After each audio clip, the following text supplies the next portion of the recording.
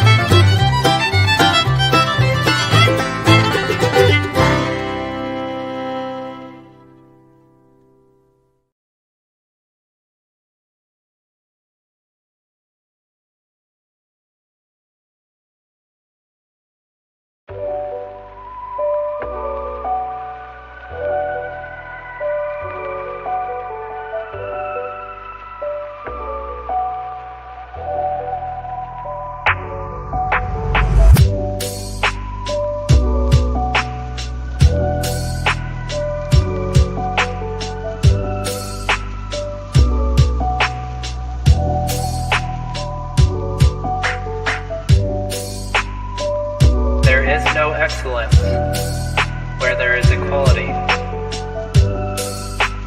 For every diversity hire, there is a diversity fire. It is not the similarities that make us the same. It is the differences that make us different. The truth is hate to those who hate the truth. Atonement cannot be made for a grievance never committed. There is no Western civilization without Western kind. In a world of collectivism, individualism is suicide. Hollywood isn't history. Hollywood isn't history. Isn't history. Isn't history. Isn't history.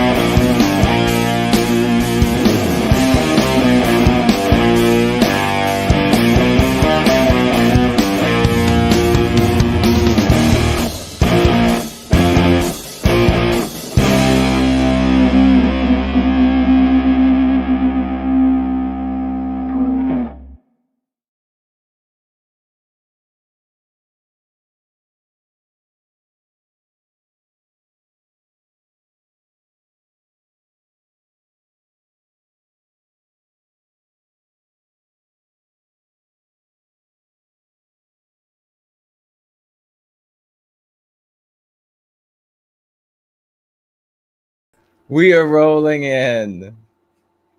Good to see everybody. Happy Thanksgiving. And what's going on? Let your friends know that we've rolled in and we'll talk about things. There's the great 4-0. Nice entrance. I wanted to give you another opportunity. Should you want to? Damn, how's my microphone, by the way? Is it working? I'm throwing electricity again. Appears that we're running him up on everything. We already started with some of the great 4-0 music, and he's in the house. And we got a little bit of news to talk about. Happy Thanksgiving. Happy Thanksgiving to you all. Happy Thanksgiving. We got a little news. What's the meaning of Thanksgiving, right?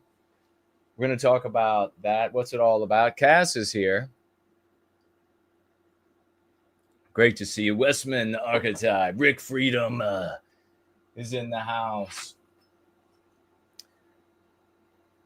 Nadi is in the house. I was thinking about that when I saw your room without you in the seat. He's probably going to put like a giant turkey sitting here. Let me see. This is seriously, we're just like spur of the moment. We're like, hey, let's jump in there for everybody who either doesn't have a place to go, nobody's coming over, or already went, or not yet going, or doesn't even celebrate Thanksgiving. Why not? Looks like Odyssey is up and running. So is D Live, a premium Rumble as well, up and running. Dude Bro Moment platform, otherwise known as Entropy, up and running live on Twitter, in the thread and in the live chat. Let me just make sure of that. Yeah. We're going to be listening to some fun music, originals from our champions, like the great 4-0 you just heard there. Mestizo Carver's here. Happy Thanksgiving. Rick says that Jesus Christ had blonde hair and blue eyes with some red in his beard. Okay. Who else? We have SN is here. Happy Thanksgiving, Jason. Question: should we eat a lot or take it easy? Eat a lot of the, well, I mean, is it good? Is it tasty? Is it delicious? Herman is here. TJ Ireland is here. Good evening to you. Juliet is here. There are some pieces of news this Thanksgiving.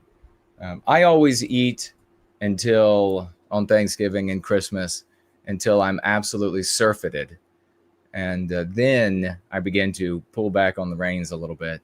Probably not the best thing. I remember many years ago, I had every now and again get a cool doctor. And the guy was like, I told him, I was like, man, I really like it. Thanksgiving, my stomach is small because I don't eat a lot of food at once. I have very low body fat, very high muscle density, and I just don't eat a lot. So the stomach never gets gigantic or anything. So I told him, I was like, I go to the meal and I chow down and I'm full instantly. And it's wretched, I tell you. It's wretched, I tell you. And he was like, I can give you some pills for that. I was like, what? Like out of nowhere, his voice changed. The lights went dim in the examination room. And suddenly it's just like only his eyes were really lit. He's like, I can give you pills for that. And I was like, really? What kind of pills? James is wondering as well. James is with us. Good to see you. What kind of pills? For the fact that my stomach is diminutive. I've trained it to be that way. So that's what you have to do, really. And if you are somebody in our community, you're a little overweight, maybe you're a porker. Maybe you're a porker like the family that we showed last night on the Thanksgiving Eve stream, which was glorious and wonderful. You'll have to go watch the whole 4.5 hours or so. You don't want to miss anything. Strange things happen in there, and you won't be able to find them just by sliding back and forth. But the dog was worried about being eaten by the porkers when he was adopted. And he was actually wondering, last night I was thinking about this, he was actually wondering how many other dogs have these two porkers adopted and now have gone missing. I mean, does this shelter, is it really that irresponsible? Feeding the dogs to these porkers? Maybe so. But back to the doctor. He's like, I got pills for that. And I was like, what? What even is that? What are you talking about? And he said, you can take these antibiotics. They make your stomach digest twice the rate. And I was like, really? I'll take 100. He was like, sure. Pushing the drugs on you. Pushing the drugs. I always forgot about it, though, on Thanksgiving. I always forgot to grab them. I guess, I think I might still have them even. Take a couple, and then the stomach churns up overdrive, and then you could just keep gorging it in. Keep gorging it. AOC is with us. Happy Thanksgiving. I would like to share a mug or mead in your closet. Yeah, isn't that just absolutely splendid? We need to get together at the tavern when we're done here, and we will go hang out with a mead mug, a besha of some purifying libation. We have a couple of stories. Putin is saying to Donald Trump, hey, you're going to get killed. Watch out. So that's kind of interesting. We'll take a look at that news. And what else did we have here? I don't even have, I've got it here. We have the Palestinians decided they're going to disrupt. They attacked the Macy's Day parade. I can call it an attack if I want. It was an attack. And the pro-Palestinian people, and they attacked the Macy's Day parade and all of the multiracial anti-Jew movement. They stood up and started praising, and I assume. But they were put down pretty fearsomely. We'll talk about that. They put them down like they do at the Pound. And what else do we have here? I don't like the Macy's Day. I haven't liked it forever. When I was a child, I was already noticing the anti-whiteism in the Macy's. I was like, what are they doing? What? And then, of course, as I got a little older, I realized this is hardcore anti-whiteism. Macy's is hardcore anti-white. The other sponsors, participants, hardcore anti-white.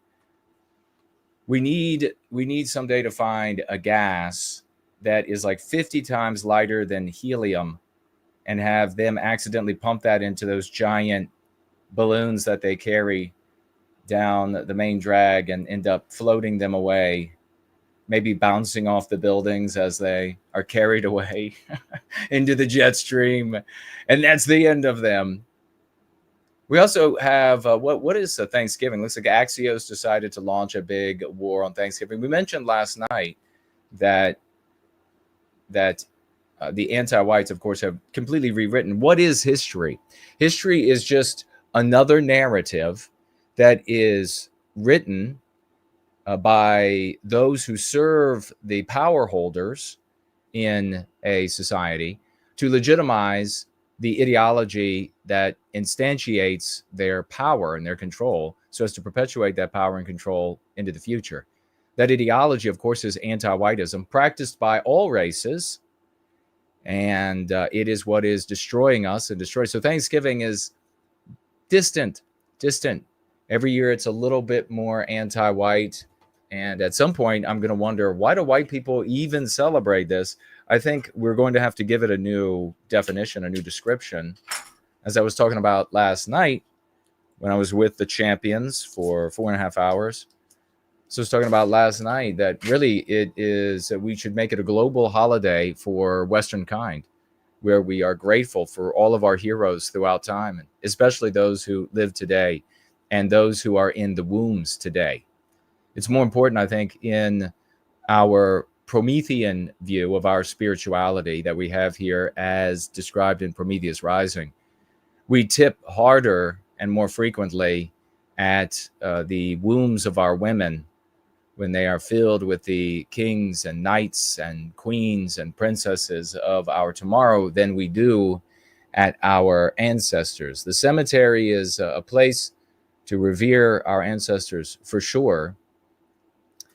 But the far more important direction to tilt at the waist is to the pregnant bellies of our women. That is our people to come. That's what truly matters. Misty is with us. Great to see you, Misty. I've been told that antibiotics are not good for your gut bacteria. They're not. They're not. I don't think this doctor was really concerned with that, about my gut bacteria. But yes, they do. They attack all bacteria, even the good bacteria in our gut. And so you have to replenish that, at least I'm told. So friends at YouTube, this is what I'm told. It's what I'm told. And so you have to replenish those things like probiotics and or helpful. I understand. Azumud Clark is in the house. Great to see everybody. Hey, share it around. It's Thanksgiving. Not all of us have someplace to go or having people over or are yet to go or don't even practice the holiday. So let our brothers and sisters know that we're going to be together for just a little bit, having some fun, playing some music, and nothing's queued up because that's just the way that it is. I wasn't prepared. It was spur of the moment. But like I said, we have some good stories. I want to hear from you all. We have all of the different platforms are up and running, it appears. So we'll be able to get into all of this fun here in just a moment. And maybe first we'll have a brief rock out as I pull up the news to an original by the one and only, the great Slotsenator.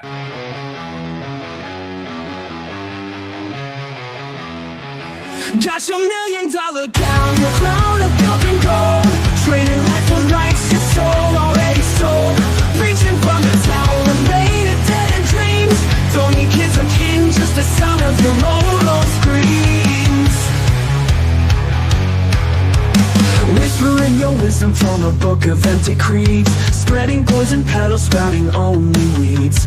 Your vanity's a virtue in the world you've made. But beneath that shining surface, every color's starting to fade. It's a pretty funeral, yeah, you're looking so fine. Killing your own legacy, but you call it divine. All the pearls and praise, you fill that empty space. You lost a hollow soul where your truth's been erased.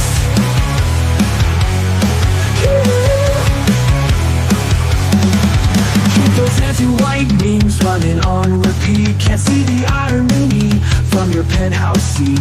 Blame the world for sins you never had to bear, while sipping on that vintage Porsche despair. Laughter in the darkness echoes in your head. Feasting on the fiction, your heart's not dead. Climbing up a ladder made of bones and lies. But every step you take, another piece of you dies. It's a pretty funeral, yeah, you're looking so fine. Killing your own legacy, but you call it divine. All the pearls and praise, you fill that empty space. You lost a hollow soul where your truth's been erased.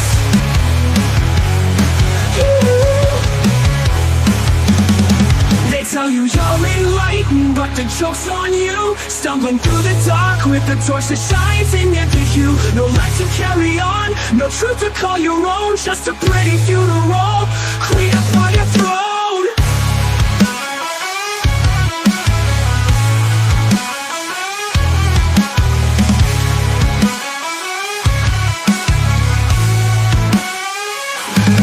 So raise a glass to nothing, to all you never were.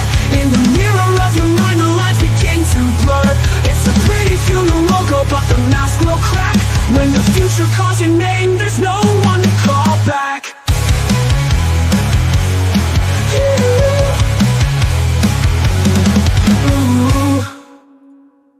That is the epic Sloths, ladies and gentlemen. But you know what I think we might have to do here? No, I don't think we can do that. Darn it. We're gonna... Oh, probably can't play that. Darn it. You know what we can do, though? We can do... Let's see. This will be good. Now, I was listening to Sloths, and this woman just started dancing on my screen. So we can't play music from that source. Let's see. We can play.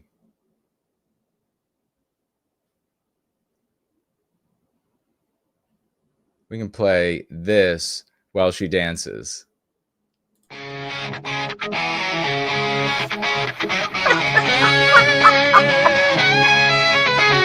a world that's trying to tear us apart. They throw their stones, but I've got a brave heart. I'm proud of my roots, I won't be ashamed. With fire in my soul, I'll never be tamed. They want us silent, but I'll raise my voice. With every ounce of strength, I'll make my choice. No more shadow, I'll step into the light. With pride in my blood, I'll stand and fight. No white guilt, I'll carry the flame. In this fight for our honor, I'll stake my claim. With every heartbeat, I'll stand my ground. In a world of chaos, my voice will resound. Love her. They try to erase us, rewrite the past, but the strength of our heritage is built to last. I'll shout it from the rooftops, let the truth be known. With every step I take, I'm never alone. They can't take my spirit, they can't take my pride. With my brothers beside me, I'll never hide. Together we'll rise, we'll break through the night. With courage in our hearts, we'll win this fight. No white guilt, I'll carry the flame. In this fight for our honor, I'll stake my claim. With every heartbeat, I'll stand my ground.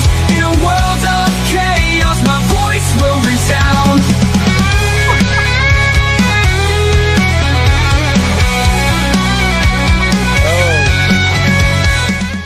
Oh my gosh. Our music even reaches the hearts of the totally anti-white and diseased. So here I stand, unyielding and proud. In the face of the hate, I'll shout it loud. No more guilt, no more chains to bind. With pride in my heritage, I'll never unwind. We'll carry the torch, we'll light up the night. In this battle for truth, we'll stand and fight. We'll strengthen our hearts and pride in our soul. We'll rise together, we'll take control. No white guilt, I'll carry the flame. In this fight for our honor, I'll stake my claim. With every heartbeat, I'll stand my ground. In a world of chaos, my voice will resound. No white guilt, I'm proud of my name. In this world of darkness, I'll never feel shame.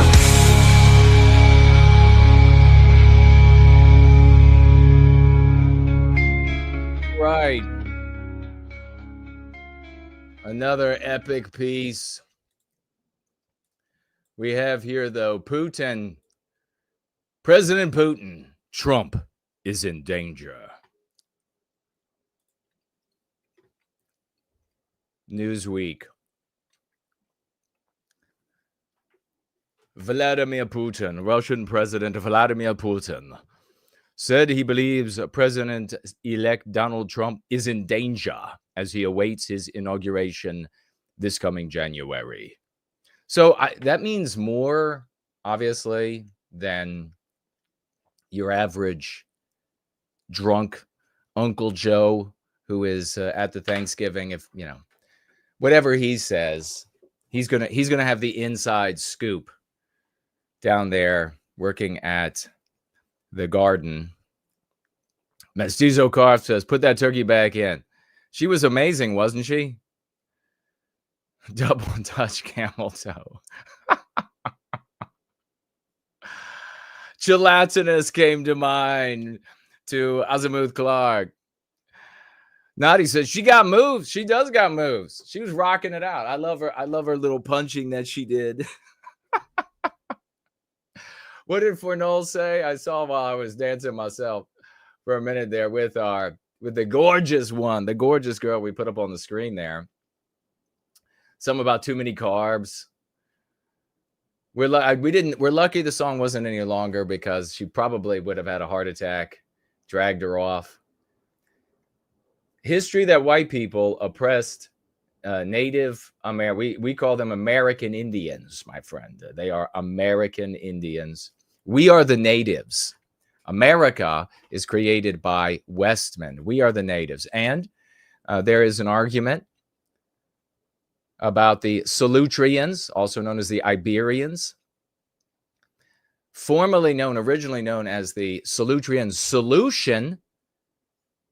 They, archaeologists, not knowing, and you'll have to check this out for yourself because it's all fake since my friends at YouTube are listening and anti-whites are in charge, not white men for the benefit of white men. Anti-whites are in charge, and that's why our speech is restricted. Can't even share theories and evidence. But the head of archaeology at the director of archaeology and Paleo-Indian Studies at the Smithsonian Institute of Natural History, Dr. Stanford, hypothesized the Solutrean solution for the problem of spear points in the United States that were the same spear points that were in Europe at the time and not in Asia. So how did they get here?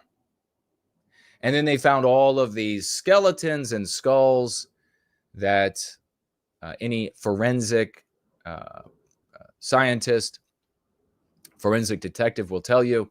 The science of assessing the sex, the race, etc. of the person from the skull was, up until recently, you'll have to check it out for yourself, superior to DNA evidence when it came to those questions. It was amazing the kind of things that they could find out just from looking at the skull. And they had all of these white people's skulls, and they were like, what the hell? But that does not conform to the anti-white narrative. And so fits intimately, perfectly with the conversation about history that we were talking about. And what does Thanksgiving mean? What will it mean tomorrow? Will it mean the same things that it means today? No. Its definition will continue to change, and what happened will continue to change.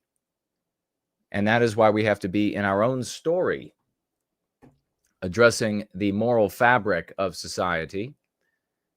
Happy Thanksgiving. I would like to share a mug. Yes, please. We will head on over and we will have a drink or 10. Tom is here. Peter is here. Tom said 100%. Put that turkey back in the closet. Maybe she was standing in front of her closet. Anything that turns into glucose in the bloodstream. All carbs. Yep, not good for you. Peter says he hates Putin. I'm no fan, given that he's anti-white. That's what I don't like. I don't care about the rest of it. He's anti-white. But him suddenly speaking out and saying on this 28th of November that Trump is in danger, implying that he could be assassinated before the 20th, is very interesting. Russian President Vladimir Putin, anti-white Putin, said he believes President-elect Donald Trump is in danger as he awaits his inauguration this coming January. It's January 20, ladies and gentlemen. What are you doing, by the way? Are you getting ready for Thanksgiving? Are you in another country? You don't practice Thanksgiving? Are you going solo today? No Thanksgiving for you otherwise? Have you been baking or cooking or making or pouring? Where are you? Are you eating healthy? You should eat healthy, like the great Fournol, who has really turned his Fournol and Mrs. Fournol, they have really turned their lives around health-wise. Not like they were sickly, but they definitely are much healthier now, I understand. And maybe he could jump in and let me know, or if Mrs. Fournol is around, let me know exactly how big the change is. Quote, what was most striking was not even the absolutely uncivilized means of struggle were used against Trump. Absolutely uncivilized, says Vladimir Putin, up to and including attempted murder and more than once, Putin said at a press conference on Thursday. That is this day, Thursday. He then added ominously, by the way, in my opinion, he is not safe. By the way, in my opinion, he is not safe now. So Putin, Vladimir Putin, the president, premier, badass of the current Russian oligarchy, is saying that Donald Trump is still in grave danger. They're going to speak in these sort of coded language, this sort of read between the lines. So for Putin to say he's not safe now is to say that Trump is in grave danger of being murdered, assassinated again, but for the grace of God, before January 20. I know a lot of people are enraptured. Crazily, we have on the Democrat side all of the finger pointing, the ado and finger pointing on the Democrat side. It's your fault. It's your fault. And on the Republican side, you have all of this giant celebration. Of course, we know here in Service to White Wellbeing with the Go Free Dialogic that the only victor in this election was anti-whiteism, and that the Republican Party has won by becoming the Democrat Party. We saw, I told you all the other night, what show was it? I don't think it was Waters on Fox, but they had a representative from the Republican Party, another little girl, talking about how glorious this is for the Republicans, that this administration is the most female of any administration ever, that it has the fewest number of white males of heteronormative, heterosexual white males of any administration ever.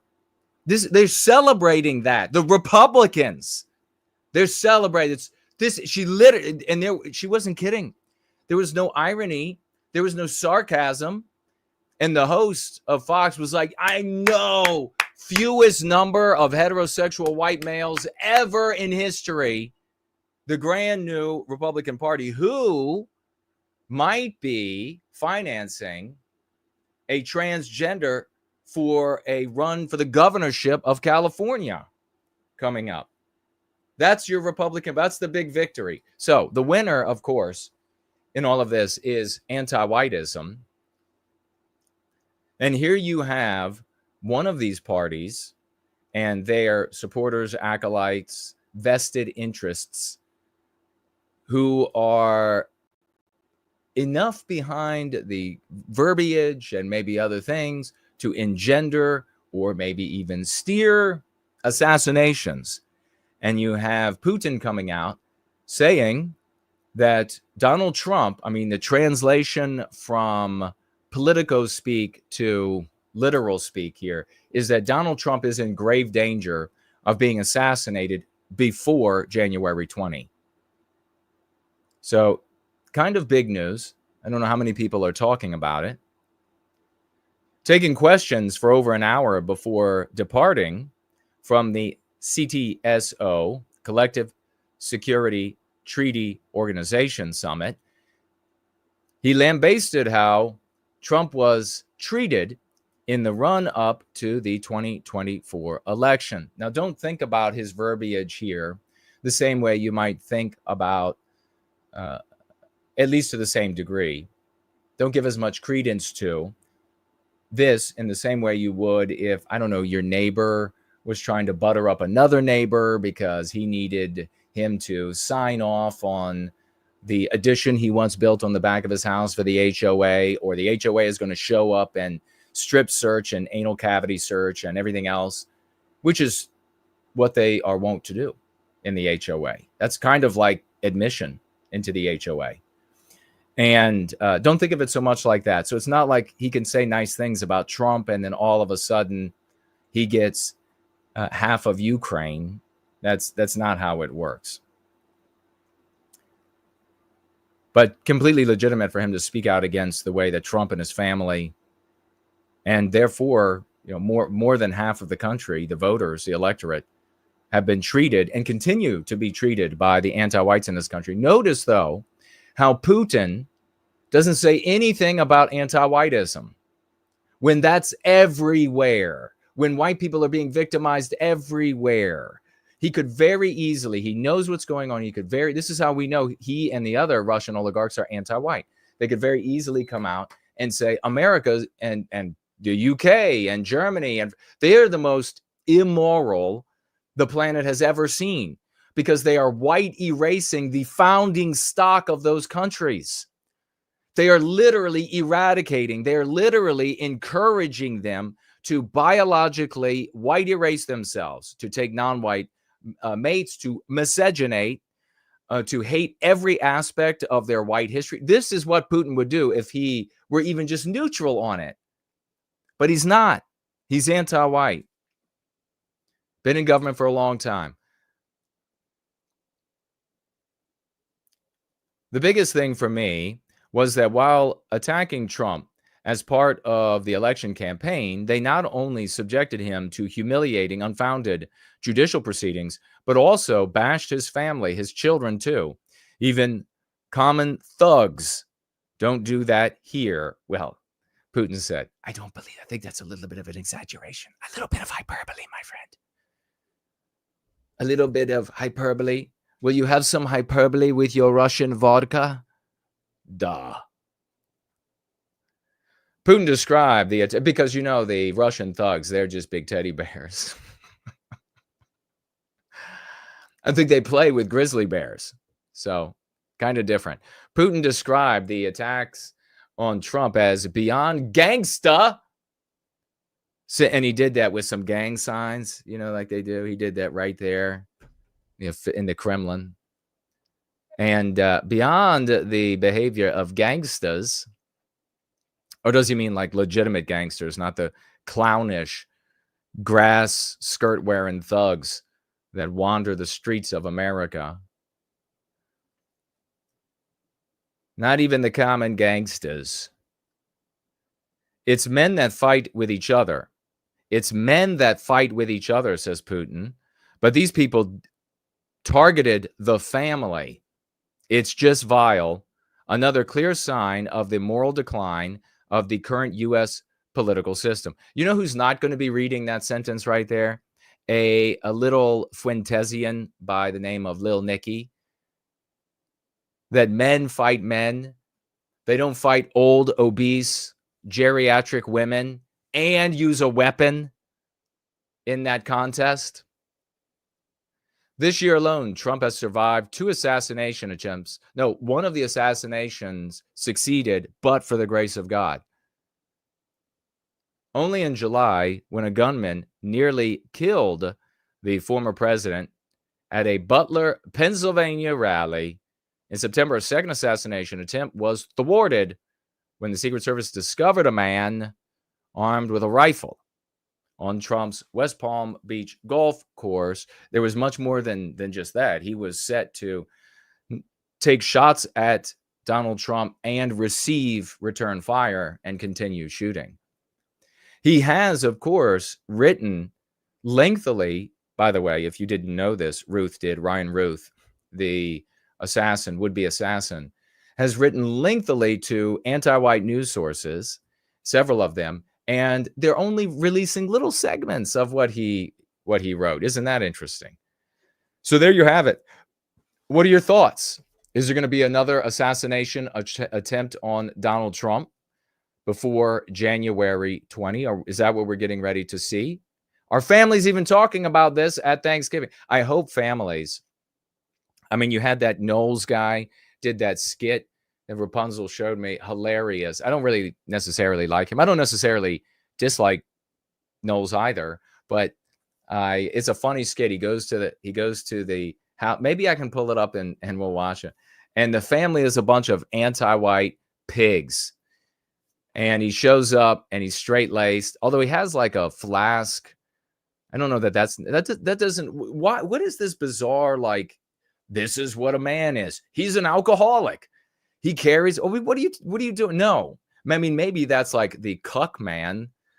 He goes around with a fat ass cigar that is literally almost penis shaped. I mean, it's like a phallic thing, and he keeps shoving it in his mouth.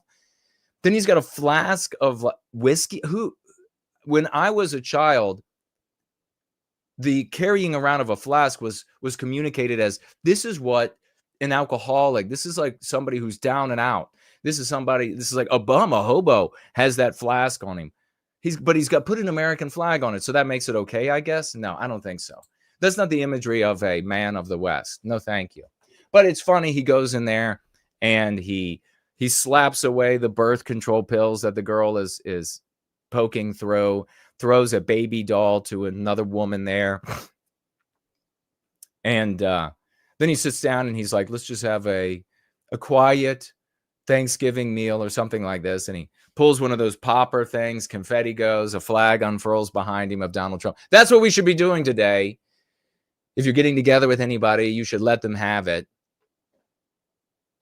Cool, Baba J Magic is in the house. Great to see you.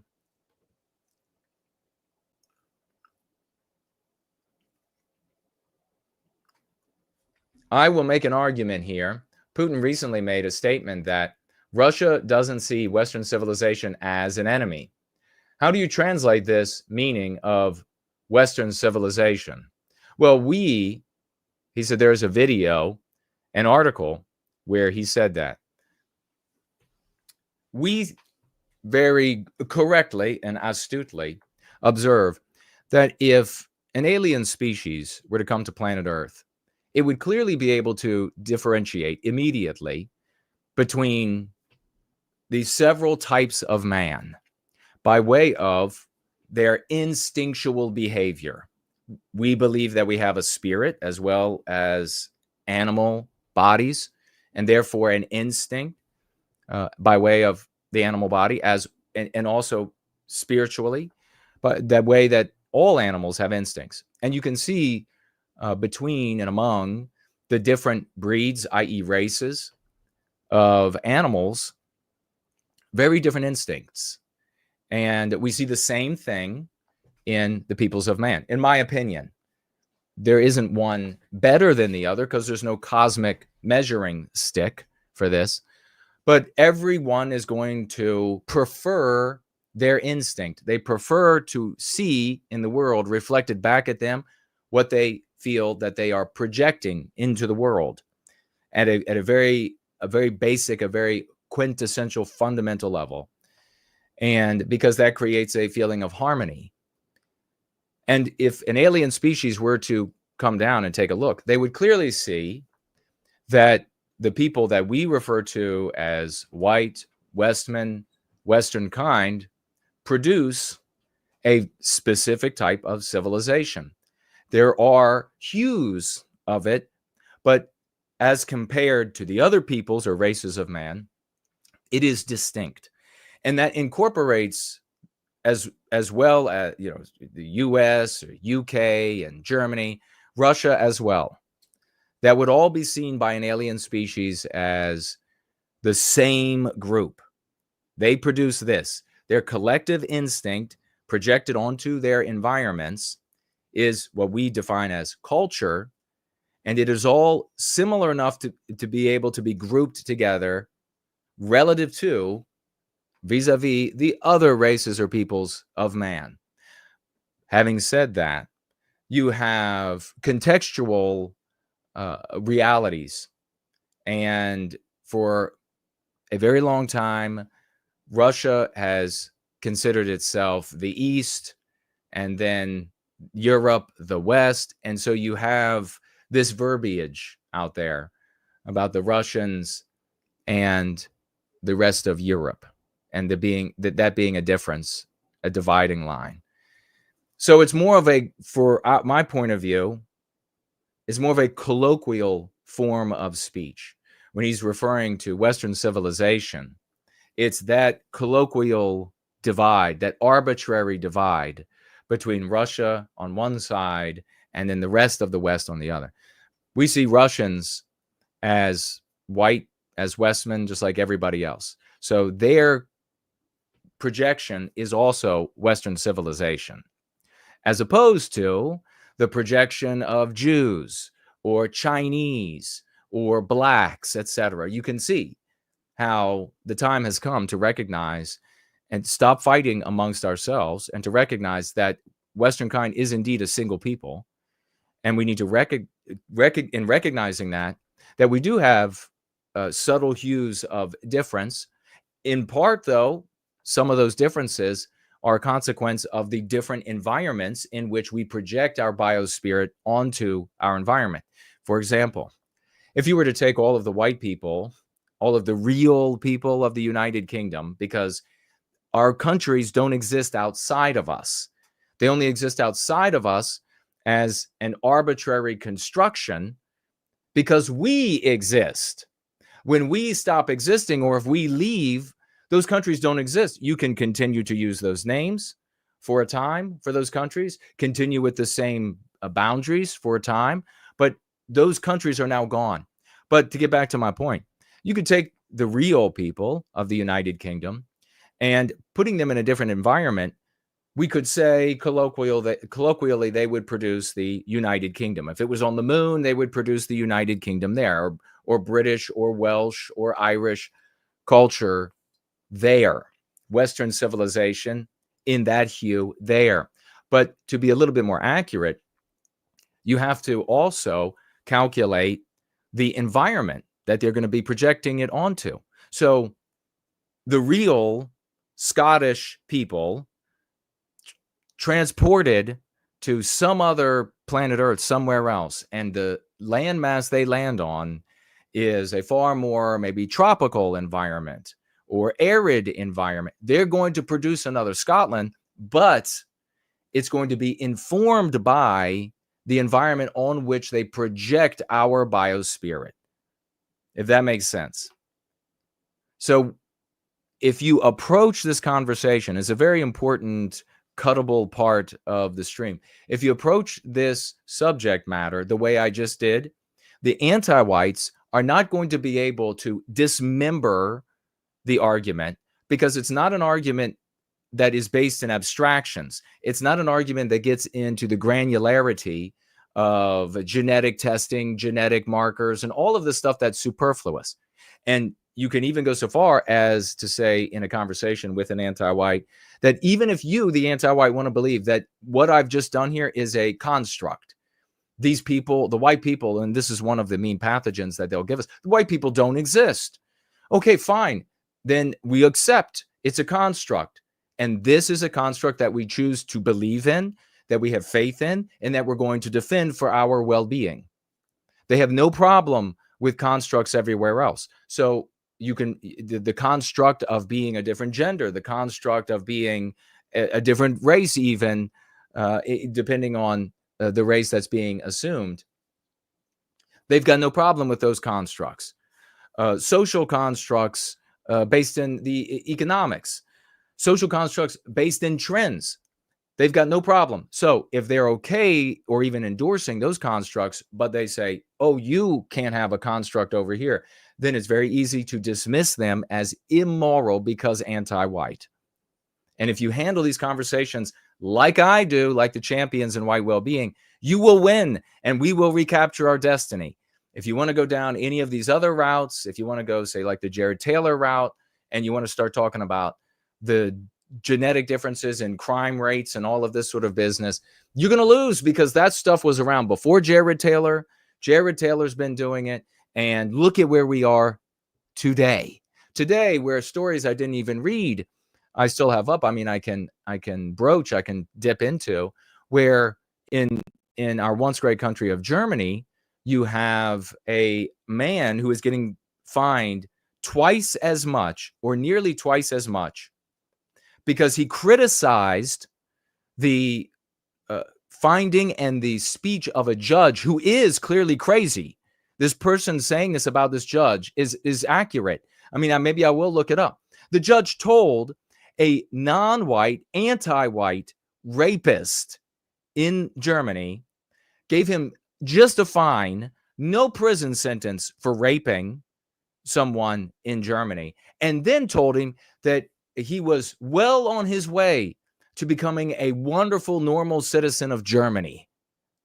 It's psychotic anti-white. And by the way, do not do like the conservatives do. Yeah, I know it's Thanksgiving, but I'm lit in love for white well-being every day of the year. It never goes from me. So if you've got me up on your TV at the house now, I'm not going to cuss. I'm not going to cuss. So you can have the kids running around. You can have, the little impish urchins climbing all over the furniture, and you have to pull out that little hose from the sink and put it on high and hose them down to get them to fall off the wall like little bugs. Or maybe you got a super soaker. Do not say about, like this judge, for example, what a cuck would say, which is just that, oh, he's crazy, or oh, he's demonic, or oh, he's a monster. Yeah, he is all of those things, but he's not a monster without a victim group. Do you get me? This cuck-servative idea that if you take this judge who just did this in Germany and beam him over to Ecuador, Bolivia, that he's going to be as wicked toward them as he is toward us is nonsense. It's not just this neutral monster that victimizes everyone irrespective of their race and their peoplehood. No. So if you're going to say monster, he's an anti-white monster. If he's psychotic, he's an anti-white, psychotic, wonderful person where some foul language could go. It's always anti-white. So you have to mention that every single time. Jason wants us to say things. Have you ever listened to him stream? I think he's on right now. It's Thanksgiving. He probably doesn't have a family. I bet he killed the whole family. He tries to control what we say when all we really want to do is copy everything the anti-whites want us to say. Cass says she's been cooking all day. So Fornol jumping in saying, yes, they've lost 30 pounds. He said, Fornol said he's lost 30 pounds since he started eating properly, getting rid of the poisons. And Mrs. Fornol lost a lot too, he said. And they both work out regularly and they feel great. Big salutes. That's awesome. Jen is here. Jen et al. Who all else is with you, Jen? Panderjeet is here. Hello and welcome. Socio-political hai? Klomp is here. Good to see you. Michigan Patriot. I know Trump can't pardon himself in his active criminal case in New York and Georgia. Well, not the way he can for federal indictments, which are now going away. Jack Smith said he's packing up, he's loading up his little wagon, and he's going to be carting it and all his junk out of the nation's capital, hopefully to never be seen again, except when Donald Trump has him arraigned and brought forward for a public tickling, for a very profound public tickling, because they are state charges and not federal, correct? But can he reverse his sexual abuse verdict and get the $5 million back? Well, they're going to appeal. It is going to be a different process, and he will probably, good Lord willing, for his case, for him, and really for all guys, because we're just sick of seeing this happen, it'll be completely reversed, and he can sue that crank into total oblivion, which is what he should do. Sinkoy is here. Good afternoon, everyone, says Klomp. Christian is here. Hello, hello, and welcome. What is the story of Thanksgiving? Does anybody know anymore? What were you taught when you went through school?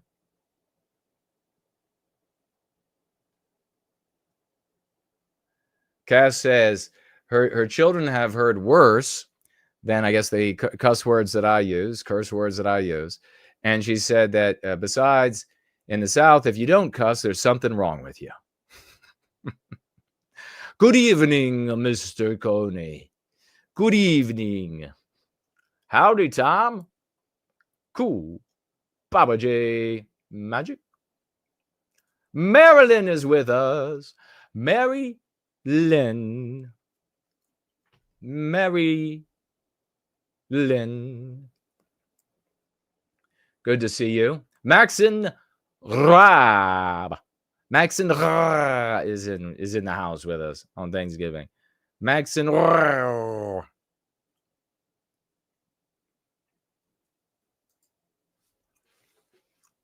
What did you learn about? Tag me if you learned anything about Thanksgiving. I see we got 166 people on Twitter and not a word. Are you all scared? Are you all scared of me? Ferris Bueller actually is with us. And hello to you, Ferris Bueller. Bueller? Bueller?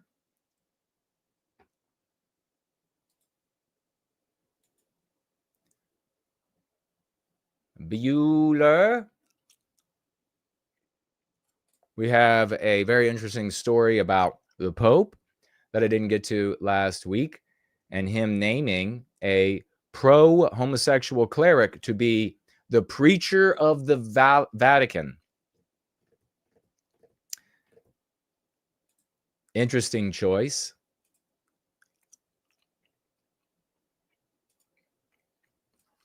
I think we all want to hear. What we all really want to hear is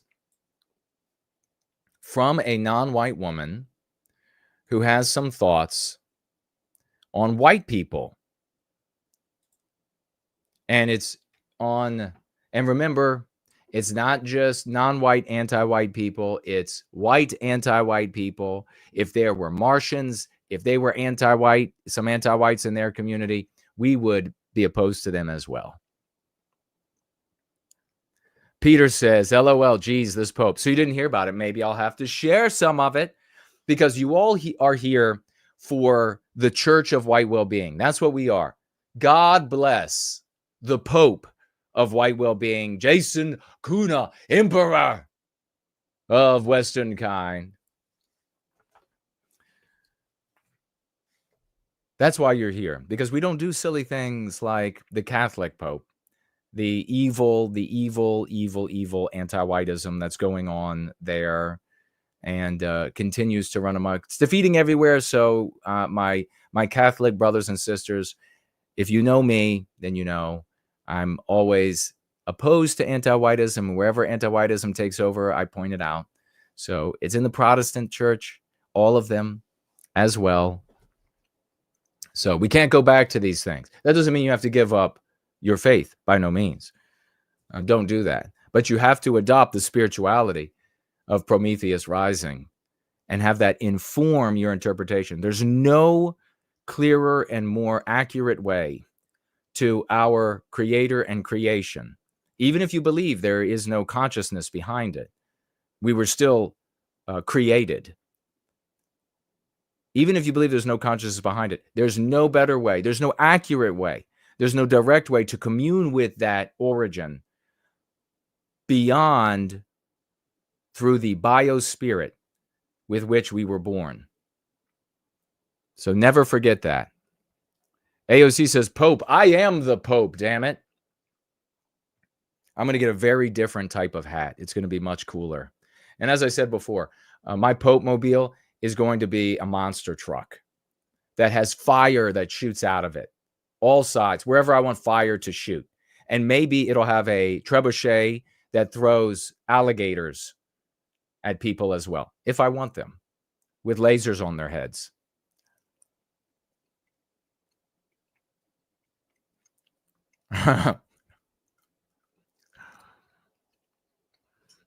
Cool Papa J Man says, Jason really just said Max and Max and Klomp says he learned about the smallpox hoax. The smallpox hoax. That's what it was. So it was an anti-white hate hoax. Never forget that. And remember, when white people are involved, and wasn't that in the rap song where there's a hate hoax and white people are involved? There is, and how does it go? It's not a victimless crime because we are the victims of it. The noose of suspicion is drawn around all of our necks. So, I don't know, since my friends at YouTube, my good friends, the anti-whites who control the platform and therefore control our speech and the kind of things that we can talk about, the kind of facts that we can talk about, I don't know if this hate hoax is still ongoing. I don't know. It might be in some places. They still might be teaching it, even though it was, from my reading, at least debunked. But I'm probably wrong. We should check with CNN, which is my main go-to news source, and see if it's still true. But there was a demonstration years back that I read about in actually several different places, and demonstrating that the only evidence, and in fact, the scientist that was behind it all, totally shown to be a fraud, the claim. You'll have to look all this up for yourself, because maybe what I'm doing right now is I'm just entertaining you. And the whole smallpox thing is totally legitimate. But the big claim comes from, there were two British soldiers. They wrote a letter from one to the other and said something about, would it be possible if to do X, Y, or Z? Guess what? It's not possible. You can't, at least according to the scientists that I read, but again, this might be misinformation, so you'll have to investigate it for yourself. But totally impossible to communicate smallpox on a blanket. So check it out for yourself to see if that's true. Just another way to demonize white people. Never mind the fact that American Indians introduced tobacco and smoking to Western kind, and that has killed hundreds of millions of people. So, nonsense. And do American Indians, in the anti-white narrative, are we allowed to red guilt American Indians?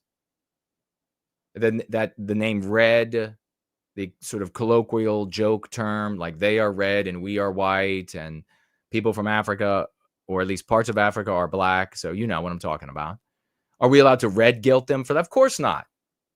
Of course. Are we allowed to yellow guilt Asians inside the anti-white narrative for the several plagues that came from Asia and almost completely annihilated the white race? Are we? Of course not, because that's the anti-white narrative. It only goes one way, and that is to white guilt white people, to cause us to lower our defenses and welcome, even embrace our victimization.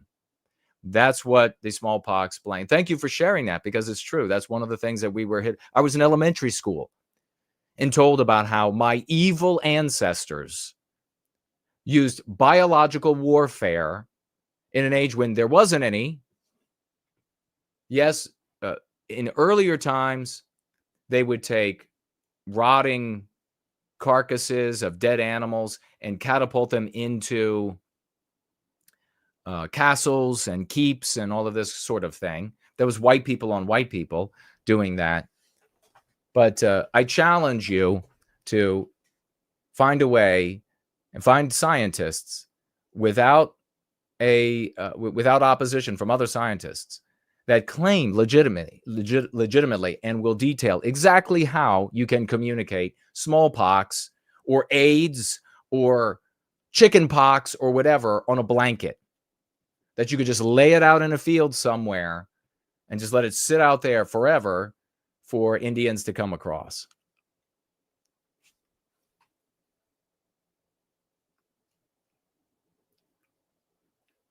Klomp is also playing action figures with his son. That's awesome. Tell your son he's awesome. And his action figures should be like, "Rah!" They should be strong and manly.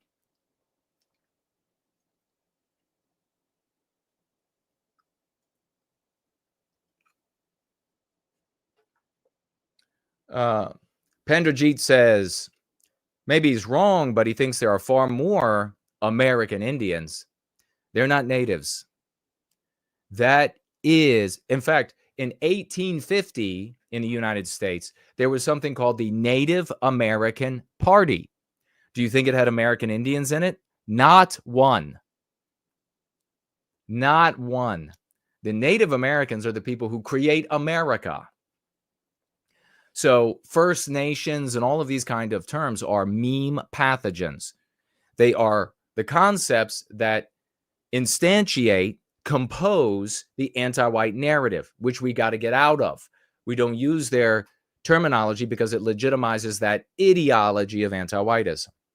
Now, you're saying, to your point, there are more American Indians today than there were when white people returned to North, Central, and South America. And you might be right. I don't know.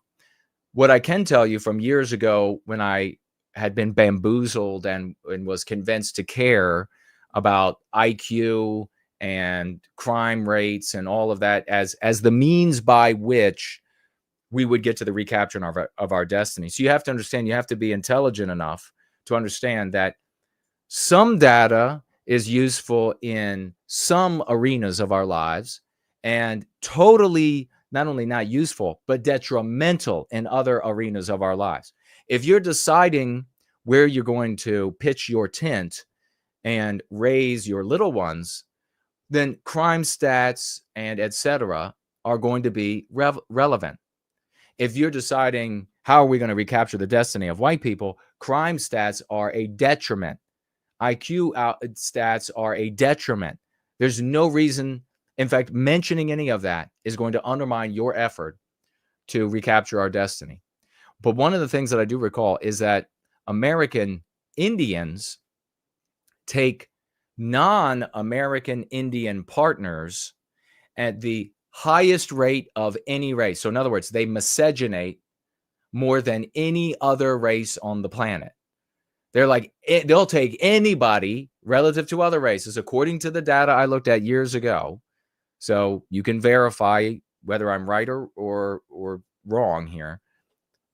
But the reason for their decline is currently is not that Western civilization exists. It's that they just will not have babies with each other. And that's why you do get to these places where you have American Indians that are black. And anybody just looking at first blush would say, that's a black person, or that's an Asian person, or that's a Hispanic person. So it's their decisions. But of course, we were an enormous boon, in my opinion, to the American Indian tribes, and not the least of which was the Wapans, whatever they were, that were supposedly a small and peaceful tribe, and they were continually being assailed by larger, more aggressive tribes, and which probably they would be had they been a larger tribe.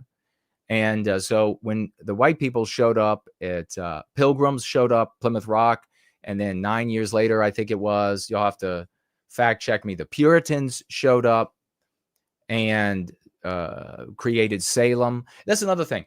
When you are reading history, this is another thing. This is how deep anti-whiteism is. When you're reading history and they say to your children, the Puritans landed at Salem. You have to say, no, the Puritans built Salem. The Puritans created Western civilization there. They created the whole northeast of the country.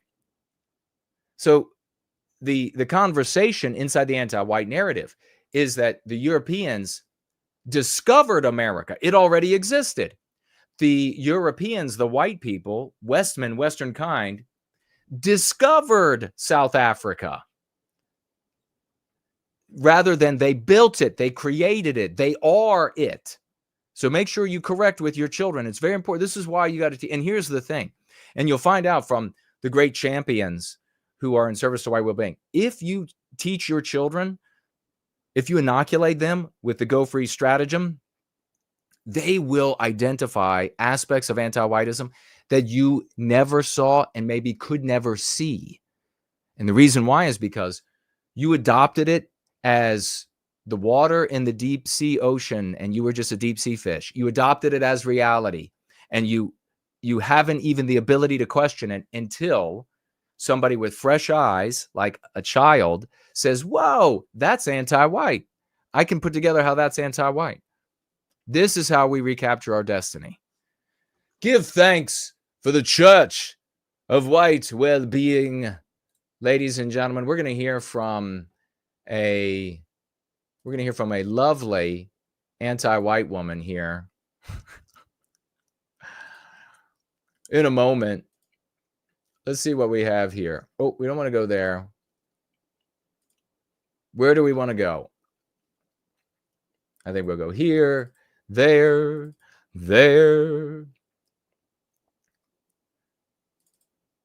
Who do we have maybe on tap? I think we will rock out to Oh, so we'll make this point to connect to what I'm saying here. This is the way that we recapture the destiny of our people. We can effectuate it within ourselves, which is the most important place to effectuate it. With our children, the second most important place, inoculating our children. You've got to get at it. You've got to be on them. You've got to teach them. And then they will come to the proper thought chain freeing conclusions that will amaze you. I had so many parents over the years that have written me and said, oh my God, my son, my daughter, this or that. It's amazing. And it is every single time. You should look at that as the rebirth of Western kind. You really should, because this is the death. This is the phoenix's death. Those children will be the rebirth in fire of the white race. So never forget that. The alternative, of course, the different ways that lose ideologies, vehicles, etc., they focus on hating others. And we had a couple last night that showed up and in some of the different chats on Twitter here and on Odyssey, they showed up and they wanted to just say, no, if you're not, I mean, you think about this too, these people actually checked in. They're like, oh, there's a stream from somebody called No White Guilt. Let's check it out. And what were they expecting? They were expecting nothing but indictments against Jewish people. And they're like, what? I mean, really, imagine this. Please imagine this. They sat down with their device, their pad, their monitor on the desktop, whatever it is. They sat down and they're like, oh, there's something about the white race going on. There's a stream right now. Let me check it out. And then they show up and they're like, why are they talking about white well-being? Why are they talking about the well-being of white people? Why are they talking about ending the victimization of white people? So really think, I mean, that's just like your head blowing up. Really think about that. They showed up and they're like, what in the hell are they talking about the well-being of white people for? When they should be talking about hating this group or that group or the other group. That's what the good of white people is all about. Bullshit. I'm sorry about that. Bull Sierra. And we have the great Fournol that has something to say about that.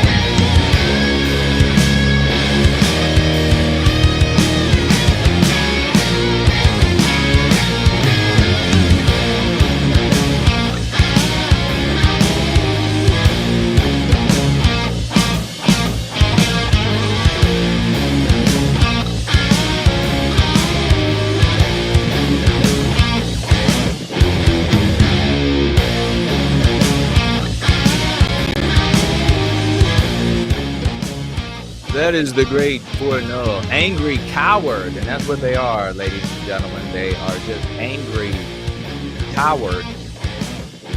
We're going to keep this rolling along. We've already been here quite a little while, though, so let's continue with failing left-wing Axios attacks myth of Thanksgiving holiday is about racial exclusion.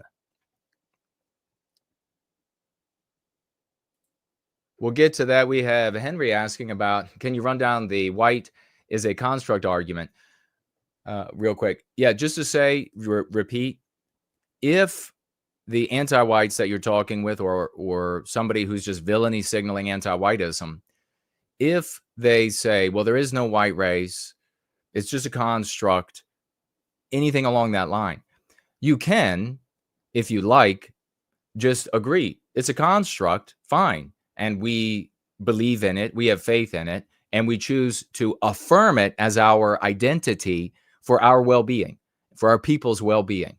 So if somebody can affirm, as we were looking at Judy was her name. I was actually a little blurry last night on the screen. It's actually still a little blurry today, but it's all right. I think Judy was her name there in Germany. That lovely, lovely woman who had a sort of a vacuum, and I won't be saying that right now, but had sort of a vacuum device and abused a couple of guys with it. Judy affirmed that she is a woman rather than a man, a male, which is the way that she was born. She was born in the wrong body. So if she can affirm that, we can affirm the identity of Westman, Western kind as a construct. Fine. Fine. I don't care. We affirm it. And if your interlocutor says, oh, no, you're not allowed, then you immediately point out that they are anti-white and therefore immoral. Because in one case, the one I just mentioned with Judy, hey, Jude, don't be afraid. You were, what are the words? Made to, whatever. I'll have to look up the words. But if they can affirm this, that white erases the norm, our norm of a male is a male and a female is a female, if they're happy to affirm that, because that's arrives at an anti-white conclusion, but not happy to affirm a construct, a different construct that protects white people, then they've just demonstrated to you, and that's what you make clear to them, how immoral they are because they are anti-white. And then they'll have to defend that. Then they'll have to go one of two directions. They'll have to say, oh, no, well, then I take that back, which many times you'll find, especially with people who are villainy signaling, they'll keep backtracking, backpedaling, and trying to say, oh, that's not exactly what I meant. Let me try to say that again. Or what is equally beneficial for us is if the anti-white, if it's not just somebody villainy signaling, but if the anti-white decides that they are going to enumerate all the reasons that white people should be harmed, good. That's exactly where you want them. That's exactly what you want the conversation to be. You want to train them to go about the conversation with their peers, with their circles of influence, with white people. Train them to make their argument and stand on their positions from the perspective that white people should be harmed because of these reasons. You want them to do that as a practice in their life, because that's going to win for us and lose for anti-whites and anti-whiteism every single time. Great question. Thank you for that.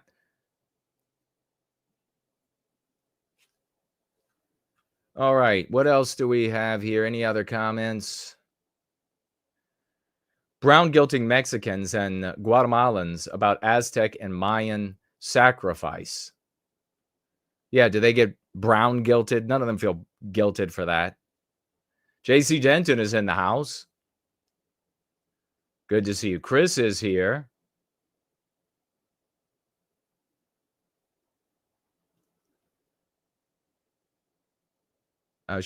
Cass says, have everyone in the chat get after them.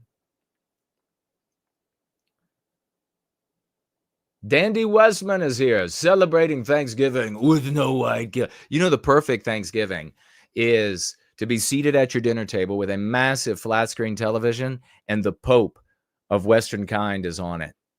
And we're playing rockin' tunes and we are recapturing our destiny with love, hope, and redemption. That's the bet. Franklin is here. Happy Thanksgiving to the great Franklin.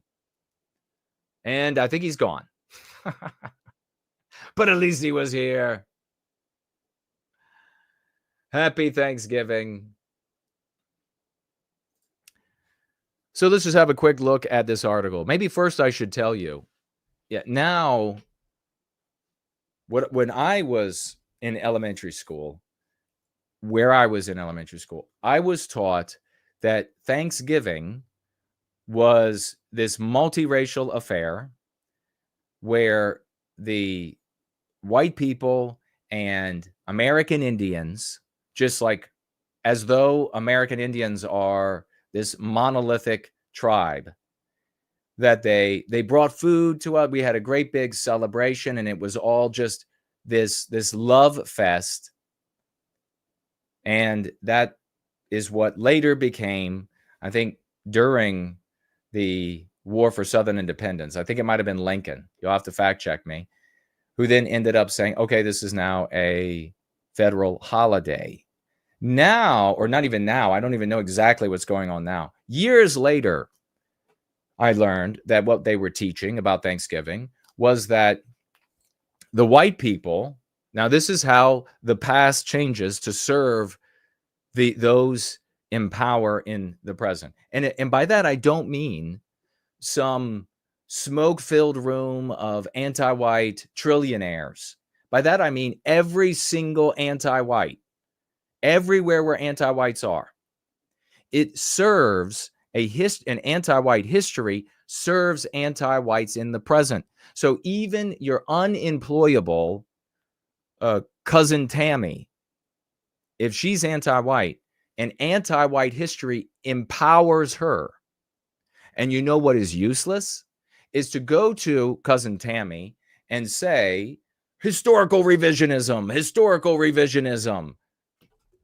Useless. A totally useless approach to the recapture of our destiny. Because we never get to take the pen or pencil away from the authors of the anti-white narrative as characters on their pages. We have to leave their story. We leave their story and create our own the exact same way that their story is concretized by way of the concepts we use when we discuss these things in our life. My God, the Pope of Western kind is genius.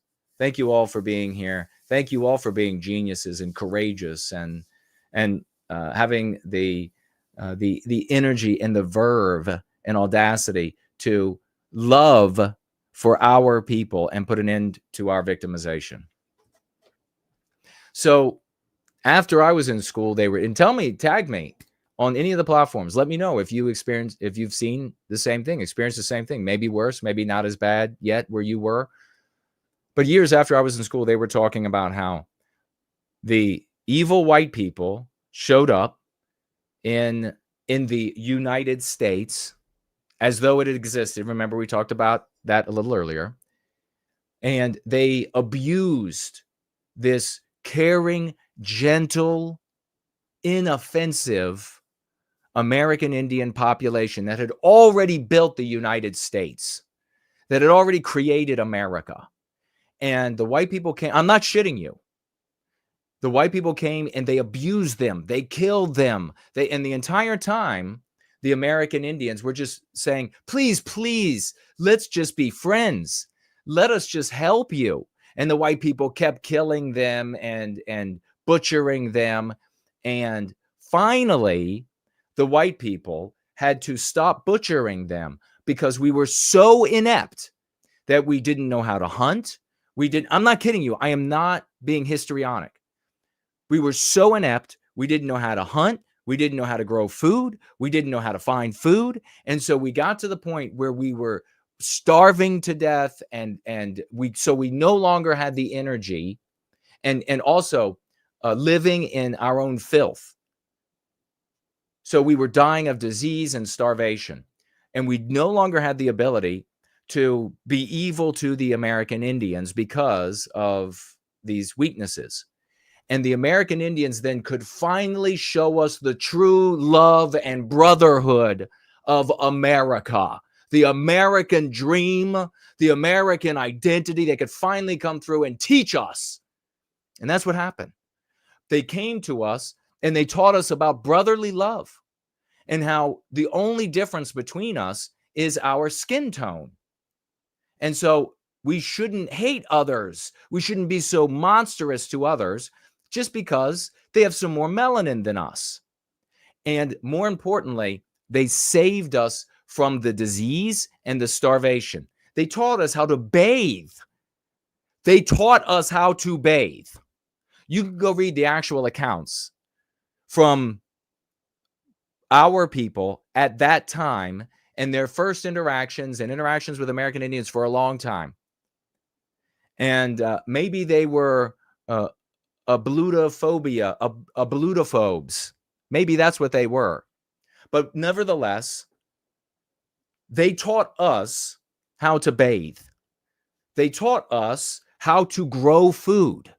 I mean, no one knew how to do that in Europe. They taught us how to hunt. That was like a totally new thing. We had never hunted. And then they brought to us all of this bounty, this cornucopia of literal food and also moral instruction, edification for the white race. And when the white race said, okay, we relent, that is the celebration of Thanksgiving. And the white people and the American Indians came together in perfect, blissful harmony to begin America. That was the teachings of Thanksgiving. Years after I left school and I was able to read some of the books and the instruction manuals that were being promulgated by teachers' unions, and you can look into this for yourself, Department of Education. You can look into all this yourself. In fact, we've got this, I think her name is it McMahon, who is now in charge of the Department of Education. I wonder if anything is going to happen. If Linda McMahon is going to make any changes. Probably not, but we'll see. Why? Because being a Republican still means you're anti-white unless you prove otherwise. So what really was, and we'll see what Axios said right here, what really was happening when the Pilgrims and then 9 years or so later, the Puritans came over, and then they became, because they were a single people, even though they had various views on religion. You go back further in time when it comes to Thanksgiving, and the older instruction, even before I was there, was that, the Pilgrims, the Puritans, they were being horribly persecuted because of their Christianity. And so they fled the persecution. And I thought this was like a wonderful, legitimate thing until I became an adult and did some of my own reasoning, which is the most important, not research of history. Because we're not historical revisionists because we're not dumb. Happy Thanksgiving. Happy Thanksgiving. El Robata. El Robata has joined. El Robata. I saw this great little video of a little white baby in Italy.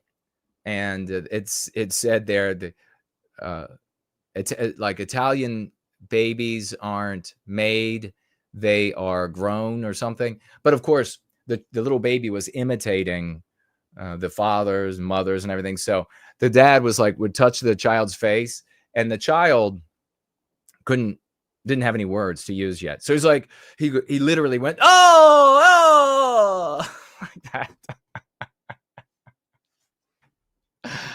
that. He's trying to catch the words. But I thought this was like a wonderful thing. And then I realized, well, no, you were actually able to be, there might have been some challenges. You were actually able to practice. There were members who didn't cross the Atlantic. They remained behind. But yeah, they wanted to make it all about initially about, well, religious freedom from persecution and all of this sort of business. You come to America, you can. And by the way, we're the founding fathers of this country, all white, where they said, well, I don't know, maybe that's misinformation now. Maybe we've gone that far. You better look into it and see if they were white or not. When they said freedom of religion in America, and they wrote in their letters, they were talking about varieties of Christianity.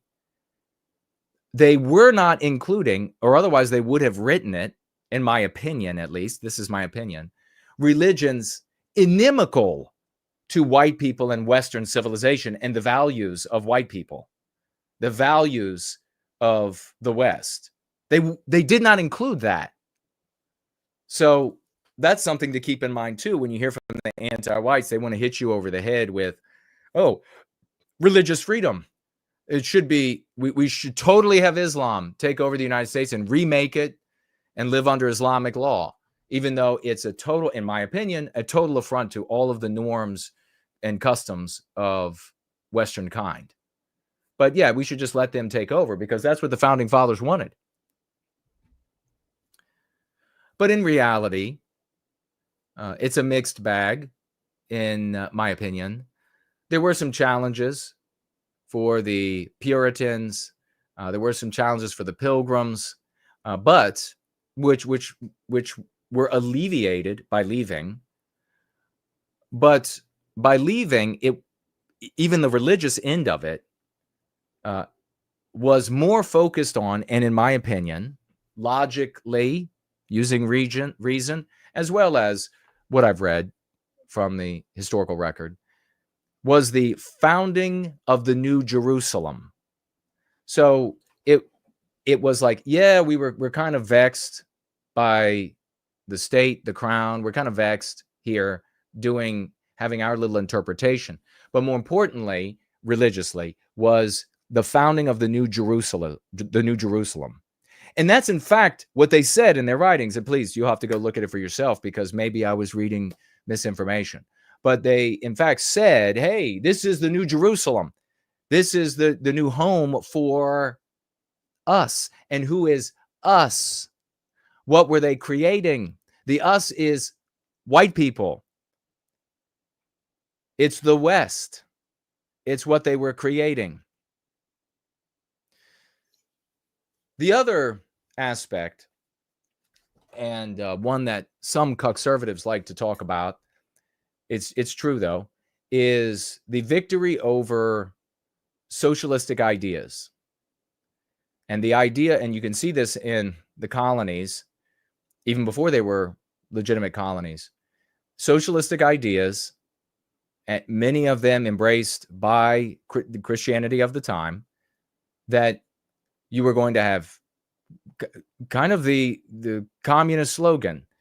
It was like everybody, to each his ability, for his need, and from each his ability. You were going to go out, you were going to have the farmers were going to farm, and the seamstresses were going to seamstress. And then you would come together, you would just take what you needed. Well, what happened, of course, is that everybody became malingerers. Everybody decided that, well, I'm not going to work anymore. I'm just going to come up with an excuse and I'll just take, because they incentivized lethargy that way. And that's what has happened in every case that a socialistic, communistic network has taken root and been experimented with, again, in my opinion. So they came to the realization that we had the greatest abundance, the greatest for ourselves, environment for ourselves, by being able to keep the fruits of our labors. And then our labors could benefit each other. So that is another aspect of the true celebration of Thanksgiving, a discovery of a system that was although they like to say imperfect, no doubt, but far better than everything else that we have been working on and trying out over all of recorded history, probably even before. So you had the discovery of and the building of the New Jerusalem, the discovery of a system that benefited the individual and the collective better than any other system that had heretofore been implemented on that scale. And that indeed is Thanksgiving, a big celebration of our people. And that's what it is, a celebration of our people. Now, what was contextually happening at the time? What was contextually happening at the time was white people, Westmen, were getting attacked by American Indians. And I totally understand that. I totally understand. They fought each other. And when they fought the other red tribes, if it's okay to colloquially call them red, if it's okay to colloquially call us white. And when the white tribe showed up, they collectively, they were like, well, we can war against other tribes like us. We'll war against these people too, for resources, for pissing ground, for etc. They were going to wage war. So as white people and every group of people have done this. Every group of man have done this. Wherever they encountered an environment that there was the unknown, there was other entities attempting to master the existence of these explorers, one of the things that is a natural consequence of the human condition in that scenario is to find locals and to ally with the locals who will work with you, who will tell you where the buffalo roam, who will tell you, what's the song?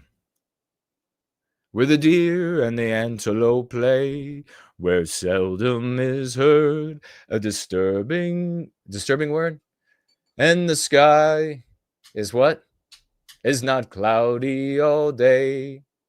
Home, home on the range, where the deer and the antelope play. So you want to know that. You also would like some help. Where are the other tribes, the other groups that keep attacking us? So you need that information to understand the battlefield, to understand how to fight back and resist. You would also like to talk these locals that are working with you into fighting with you against the people who keep attacking you or who are in the way of your survival. Human condition stuff. Now, for those tribes like the Winnapoppin, Piggin, whatever tribe it was, for example, those locals, you're going to find among them groups that are oppressed, suppressed, exploited. And it is in their interest to help the newcomers so that they can end their own exploitation, persecution, etc. So they come with the information, the lay of the land. Where are the other tribes? Where do they hunt? Where do they attack? Therefore, where you can set up ambushes and counterattacks and cut off, etc. Supplies for them and anything you can think of. That's natural. So the white people who celebrated Thanksgiving, a thanks to whom? A thanks to the Christian God for delivering them to New Jerusalem. All right? With a footnote about we kind of didn't have as much liberty back home, back across the ocean. And another little footnote about we developed this other system here that is far superior than the socialistic idea that seemed hand in glove to some of them with Christianity. We developed a better system here. So we were giving thanks to God. And hey, let's invite some of our allies to our abundance, to our feast, to God. Maybe we can convince them to become Christian, which white people went around the globe doing that, if you remember. So that, at least in my opinion, constituted the celebration of Thanksgiving, which of course it wasn't one event in the past, but many. So that, of course, is, when your child asks you, who came to the party? It wasn't one. It wasn't one, sorry to say. We had many great feasts where we gave thanks to God for delivering us to New Jerusalem as pilgrims, as Puritans, and then as ultra-Puritans that even grew out of the Puritans in the Northeast, and other sects. And then, of course, the colonies, the commonwealths out of that in the Northeast. We had many celebrations at which we invited our allies, the tribes who were allying with us. But looking back, we turn it into an event in order to celebrate it, in order to give it meaning for us in our story. Well, white people don't control our story, and we haven't for a long time. We've influenced the narrative of the West less and less. Every 6 months, our influence is less. And that's why now Thanksgiving means something completely different. And mark my words, in 2030, as I said many years ago and have continued saying, we'll be a numerical minority in the United States, and I'm right. We'll be a numerical minority. And if we do not take up the concepts as a people that we teach in the Go Free Dialogic, we will be less, this country will be less and less and less white. And accordingly, the description and definition and celebration of Thanksgiving will change. It will continue to, just like I said so many years ago, to all of these like Southern nationalist groups and history, Confederate preservation groups, I said, none of this matters. You're preserving nothing if you don't combat anti-whiteism. Because on the moral plane, if anti-whiteism is not defeated on the moral plane, then eventually the history will be told that not even white people participated from the North, that it was the black race that freed itself from slavery in the Southern states. And any credit that could have gone to white people in the United States will be taken from them increasingly over the years. You want to bet? You can look back at the history books. Just go find, and I used to do this, I don't anymore because it's so beneath me and boring. But you can look back to the history written about the war for Southern independence, and you will see it was brother against brother. It was all white guys on one side, all white guys on the other. The little footnote of they formed a little battalion, the United States did, of some blacks to fight. And you'll find that over time, more of the historical evidence, for example, of American Indians fighting for the Confederacy was pushed further back in time. They didn't even talk about the American Indian tribes that fought for the Confederate States of America. But as it became moral to be anti-white, suddenly it was like, hey, the Confederacy wasn't so bad after all, because non-white people fought for it.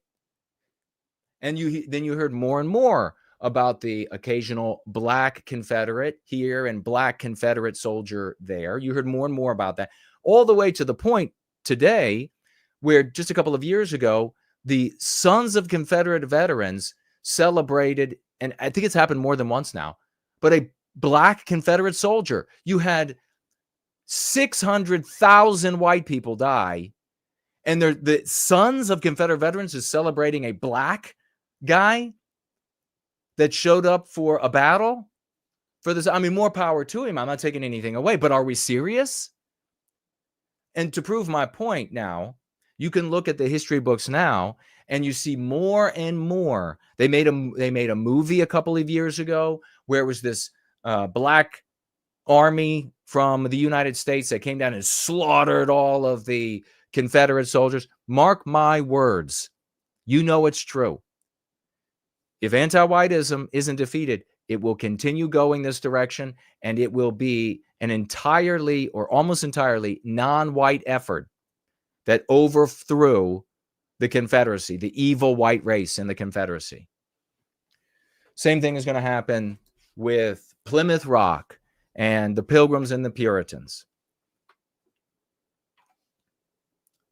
We have 250 watching on Twitter. Welcome, welcome. JS is over there on Premium Rumble. Rumble is here in the house.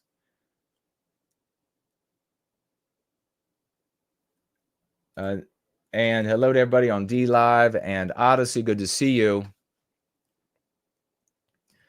Nothing but fun from the champions.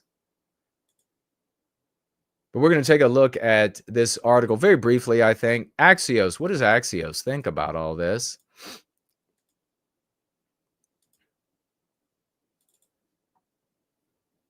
We are all going. Oops, that's not what I wanted to do.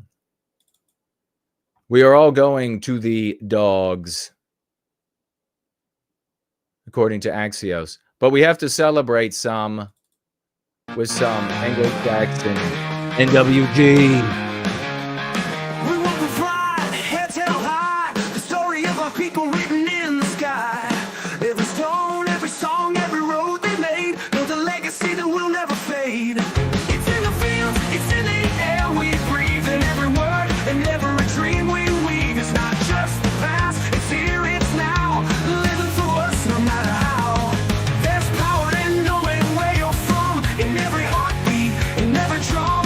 While the world may change, we stay the same. Proud of our roots, proud of our land. Oh, we carry the fire, it burns in our soul. A heritage deep and unbreakable goal. With every step, we honor the past. Proud of our people, this pride will last.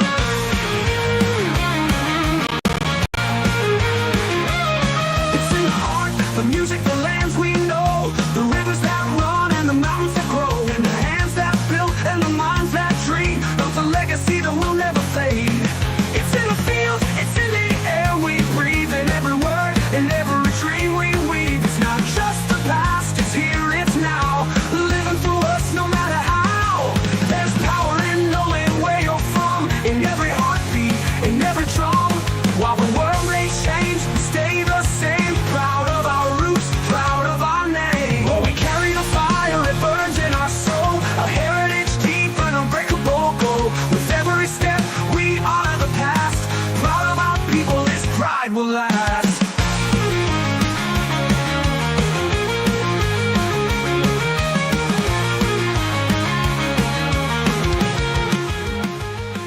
It's in the heart, the music, the lands we know. The rivers that run and the mountains that grow. In the hands that build and the minds that dream. Built a legacy that will never fade. We don't ask for permission, don't need to pretend. Our story's alive, it will never end. Mestizo Carf pointing out that many of the Nazi LARPers also bring up the non-whites that fought for Germany in World War II. That's a great point, Carf, because they are demonstrating that the morality of our day is anti-whiteism by pointing out the non-whites that fought for Germany. They think it legitimizes Germany in World War II. How telling it? How right am I? How right are we?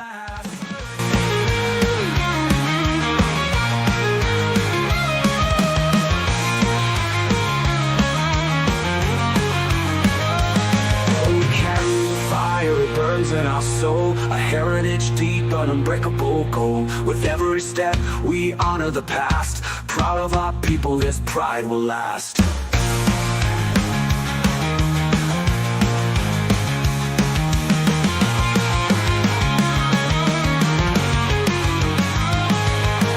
Pride in our hearts, the story goes on. We live through the ages, we carry the song.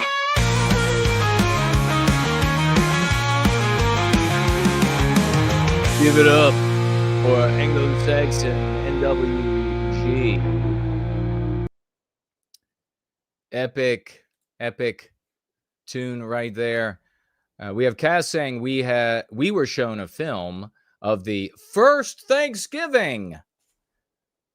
People will be so dumb in the future that they'll be able to say, we've got the raw footage of the first Thanksgiving. And the Indians claimed they were starving, yet the women were well fed as well as the men. And the white people were scrawny and tiny. Well. Chris says, Jason has a good memory. I appreciate that. Thank you. I was right about Linda McMahon. We'll see how she takes on the Department of Education. It needs to be with a very big match, in my opinion.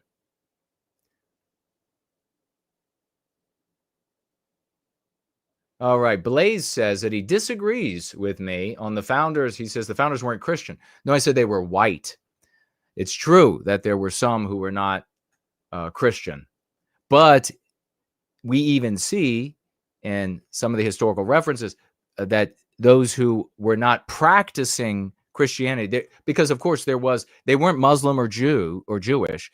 They were atheists or agnostics, to be more accurate. But I'm sure you can find a little bit more information on that. They still participated in the prayers, and you'll still find them participate. But I'm not saying that I don't have a dog in the fight when it comes to whether they practiced Christianity or not. My point is that biospiritually, they were white. I know, and he asked about Jefferson. Jefferson would absolutely be going free. I can promise you this. Cool Papa J Magic said, did you happen to see Mark Dice's video from this morning? We're definitely going to have to celebrate that man on Sunday. I didn't. Did anybody clip it or tell Franklin the timestamp for it? Damn. We love King Dice. Happy Thanksgiving to King Dice. White Positive. All rights reserved is here. Good to see you. Says, looking sharp, Jason. Just happened on you being online while looking for a video. Well, thank you so much. So, White Positive, all rights reserved. Are you saying that you are Melissa? That's your name? Hello, and welcome. Rick Freedom says he can hear me now. Well, I hope I have been audible. Putting your book to the courts again very shortly. Looking forward to it. You have featured in Magistrates Court and Victorian Civil Court administrative tribunals so far. Wow. In Australia. Okay. All right. Okay. All right. Awesome. Percy is here.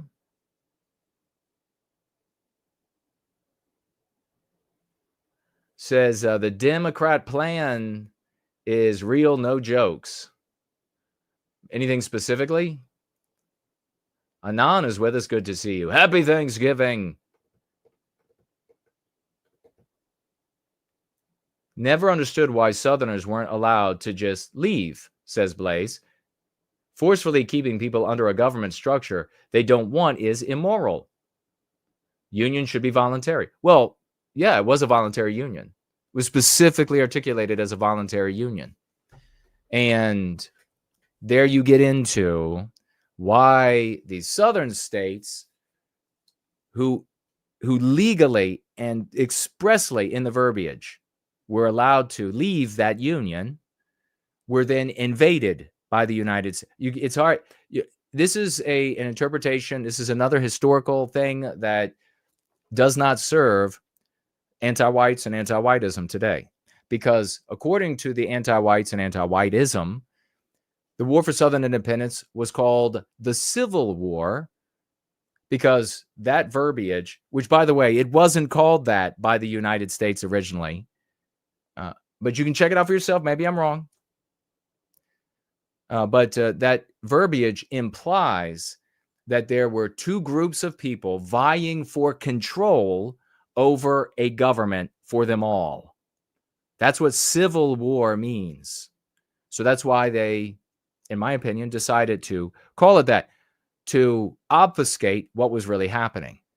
And so what they teach you at school is that there was this civil war, and it was going to, and what was at the core of the disagreement for what the country would be was whether or not there would be slavery, that there was going to be this slavery forever or slavery would end. Of course, this, in my opinion, is hogwash. Lots of evidence to demonstrate that it is hogwash. They did use in the United States the slogan, "Preserve the Union," and no one signed up to go to war, virtually. And the descendants of the great heroes of the Revolutionary War all wrote how appalled they were that this country 100 years earlier was founded on this virtue of the right of self-determination, and that now, when these states secede and leave to pursue their own determination, pursue their own destiny, that the United States would only 100 years later invade.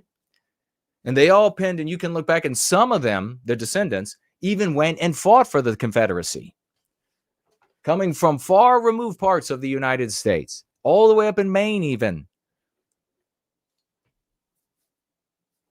So why weren't they allowed to leave? Why wasn't the Confederacy allowed to leave and form its own country?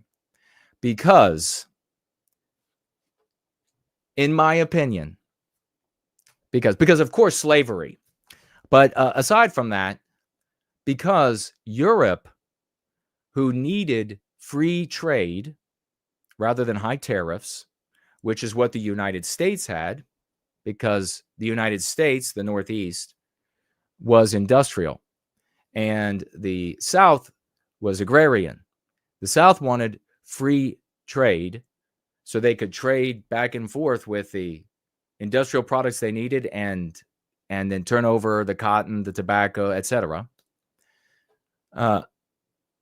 And that the businesses then would work with the Confederate States from Europe rather than the United States.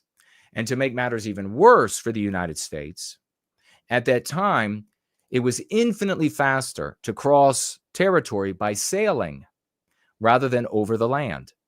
So the Europe would not use the United States to do business also, because the goods would have to travel very slowly westward across land.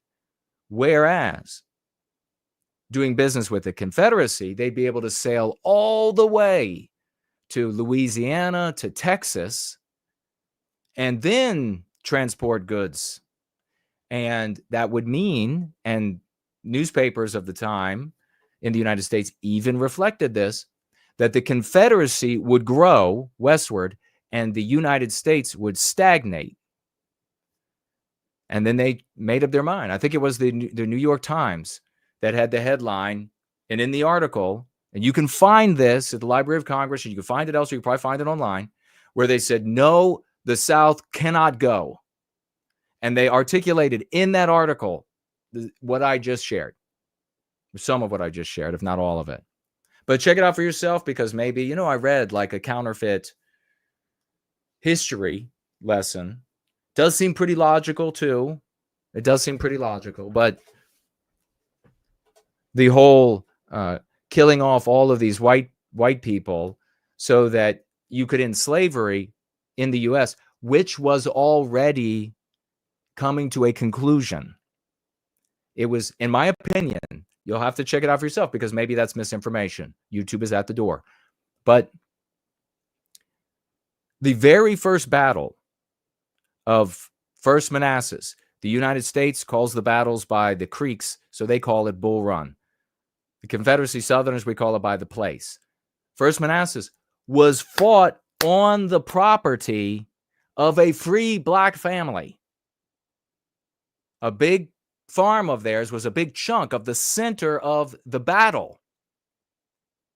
So how does a free black family own a giant chunk of land in Virginia at the start of the war to free slavery? To put an end to slavery, to free the slaves. Well, I don't know. You'll have to think about it for yourself.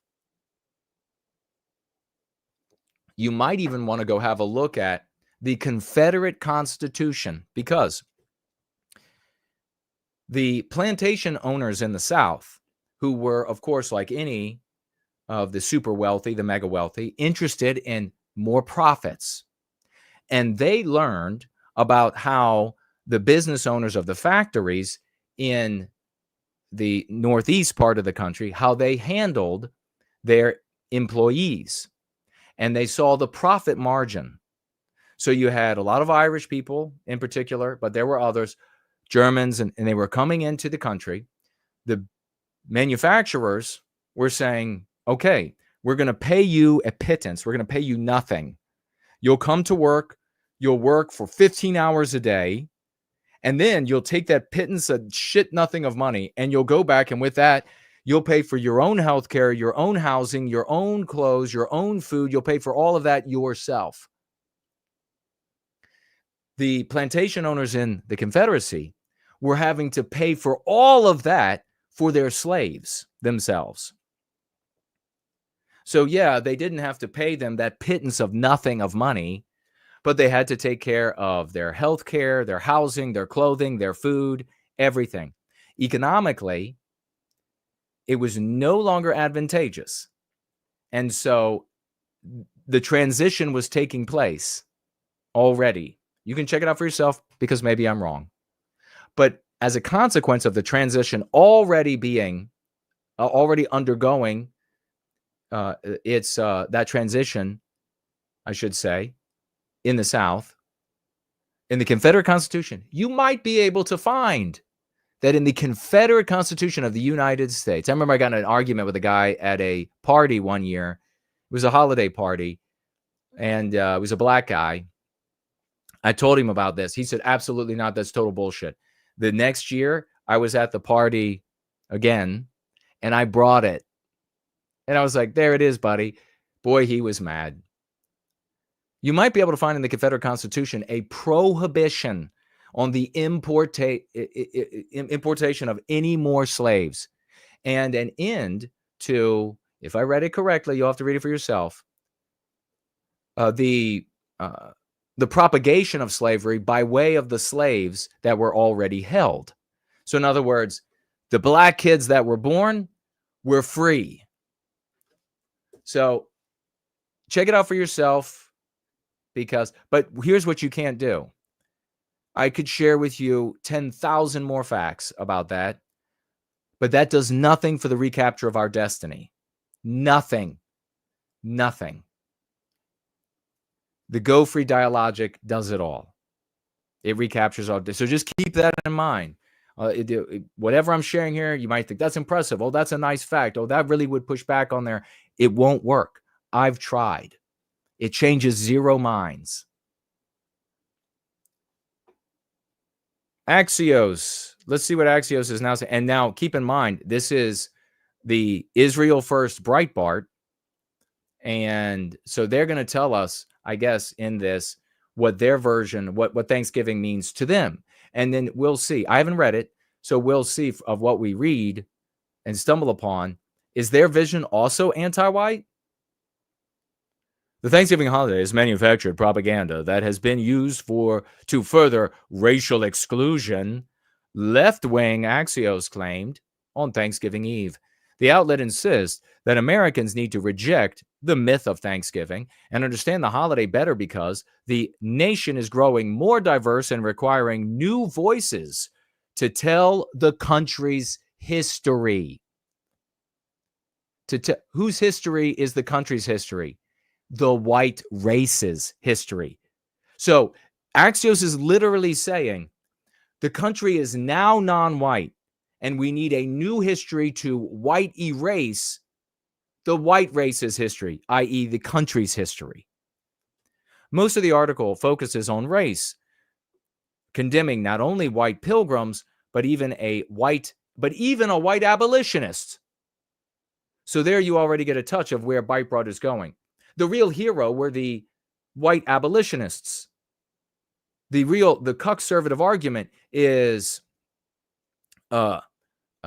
multiracial populism, race blind meritocracy, all the races coming together and singing Kumbaya. That's the right wing's argument now, and has been for a long time, which is why they're anti-white.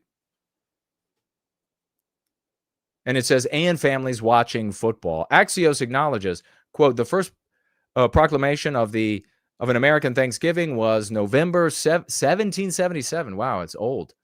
When the 13 colonies joined together to celebrate the victory of it was the American victory over the British. Okay, I see. The British at Saratoga. So they got their history wrong. The credits public relations push by abolitionist Sarah Joseph Hale for the holiday. Okay. Axios says Hale's PR play to adopt a national Thanksgiving holiday as a tool for unity finally convinced a war-weary, here's Lincoln, to establish the holiday in 1963. The article then attacks the ardent abolitionist Hale for supporting the idea of free black people leaving the U.S. for colonies in Africa. The Axios article even included a condemnation of the American tradition of watching football. You shouldn't watch sports ball. It's gay. Claudine Gay, to be specific. It's totally Claudine Gay to watch football on Thanksgiving. Until the 1950s, many black Americans were barred from playing college football or attending games in non-segregated settings. So let's re-say what actually happened so that that's not coming out of the mouth of an anti-white pig. Let's re-say what actually happened. In other words, white people invented a game called football. White people then built football fields. We then thought up all the rules. We then built the stadiums for white people to come watch white people play a game. We made the footballs. We created the uprights. We painted and drew on the ground. We built this all. And then some white people said, you know what? The black people want to play football too. We should build them a league of their own. Wouldn't that be nice? And other white people said, yeah, that would be nice. They should be allowed to play our game as well. So white people went out. This is what really happened. Football did not fall from the fucking sky. The stadium, the field, the uprights, the game, the ball itself, the rules didn't fall from the sky. And then white people went and stole it from the rest of humanity and then said to black people, you can't play. That's asinine. I was even a kid in school saying, whoa, didn't we invent it? Didn't we build it? What do you mean we just barred them? What actually happened was, out of the goodness of our heart, we created a field for them to play on. But I got to be careful, of course, because YouTube is at the door. So maybe I'm wrong about the history, since white people don't run YouTube for the benefit of white people. White people control nothing for the benefit of white people. So anyhow, black people started playing football as well. And where did they get things like the field and the rules and the stadium and the equipment and everything? Well, I guess it just fell out of heaven. And then white people said, well, you know what? Some years went by and white people said, you know what? We should just let them play with us. And what then happened? Incrementally, non-white people, specifically black, were allowed to start playing the game with us. What you mean white people just didn't turn over the entire thing to blacks? How perfectly evil of you, Lucifers. How perfectly evil. You didn't just give it all over immediately. You mean you allowed them to incrementally begin to, so that we were still comfortable in a stadium and a house and a game and et cetera that we created. We allowed them to begin to participate. And then we allowed some more of them. And then we allowed some more of them. And then you saw unscrupulous anti-whiteism in some of the white coaches and some of the white owners, because they said, well, you know what? This black guy over here is a damn good athlete. I'd rather have him on my team than one of the white guys. So I'll throw him out. Oh boy, where did the anti-whiteism come from? And who was the first victim? The white guy who didn't get to play the game anymore because the white owner selfishly individualistic jerk decided he was going to replace him, white erase him, and bring in a black athlete. Now we're at the point where the game is 80% black or what have you, and this coaching staff and everything, and they have got programs in place to further white erase, and it's been this way for many, many decades. And the anti-whites at Axios say it is sacrilegious, it is awful, it is evil for white people to watch football on Thanksgiving. Because, I mean, what a surprise. We're breathing, so it's evil of us. Evil for white people to watch football on Thanksgiving because they invented this game and black people weren't playing it at first. And then they slowly allowed black people to participate. They built black people their own fields and they allowed them to play, and they allowed them to play on the fields more specifically that white people made for ourselves. But when we weren't having a game, and that's not to say that there weren't some entrepreneurial black people out there who saw the game being played by white people and thought, you know what? We should have football for us too. And then went out and endeavored to build those environments where they were allowed. They were allowed in our civilization. We've looked back into the past, way deep into the past. Remember in California where they were paying black families like 17 generations later for the businesses they owned in California? Way back in the day, the resort. Wait a second. I thought all the black people were forced to live like underground. And the only time they were allowed to come out and see the light is to worship us. But now you tell me that they owned a resort, and there was a black family that owned a resort, several that owned a resort and other businesses in California. And now their descendants have to be paid because the state used its power to take some of that property for the use of the state.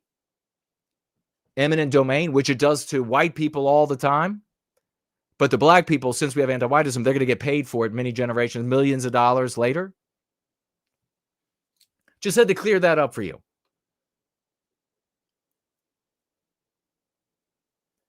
The outlet wants its turkey and to eat it too, simultaneously disputing the traditional Thanksgiving narrative that starving pilgrims who landed on present-day Plymouth Rock, Massachusetts, got needed help from the friendly Wampanoag members while attacking conservatives who, so there you have it. There is Breitbart's. Is that not exactly what I said? There you have Israel First Breitbart's description of what happened for the pilgrims. They were needy. They were starving. They were dying.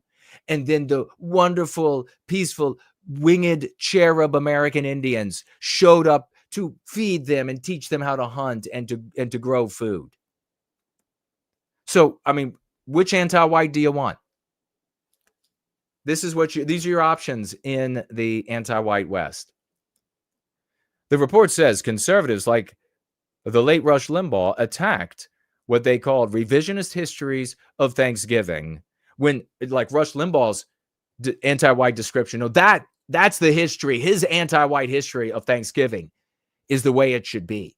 The white people were pathetic losers that were saved by the American Indians. Now get on board, conservatives.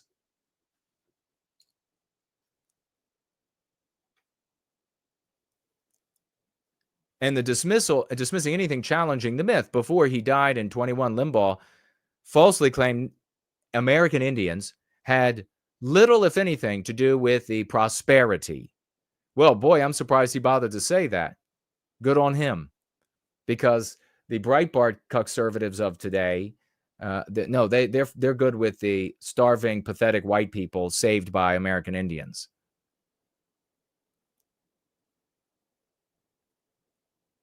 Okay, then it just goes in their firing. Okay, days before, what's the end here? What's their conclusion? The White House briefing room holds seats for 49 credentialed members of the press. What does that have to do with anything? I guess they're not allowed to be there. Axios? I don't know. So there you have it. Axios coming out saying It's more it's more anti-white than you would ever imagine.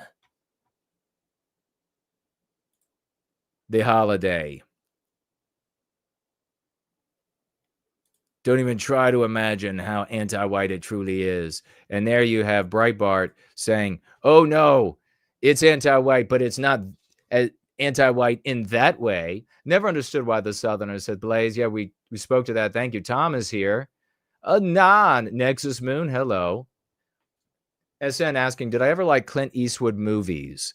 I wasn't never really a huge movie watcher, never really a start to end, except for a few choice movies over the years. I don't think I ever watched a Eastwood movie from start to finish, but in particular scenes of Eastwood, I loved it. I loved the grit. I loved the gristle. I loved the hard. I loved the worn. I loved the ability to be ruthless when that's what's called upon for the civility and order of our civilization. Yeah, absolutely.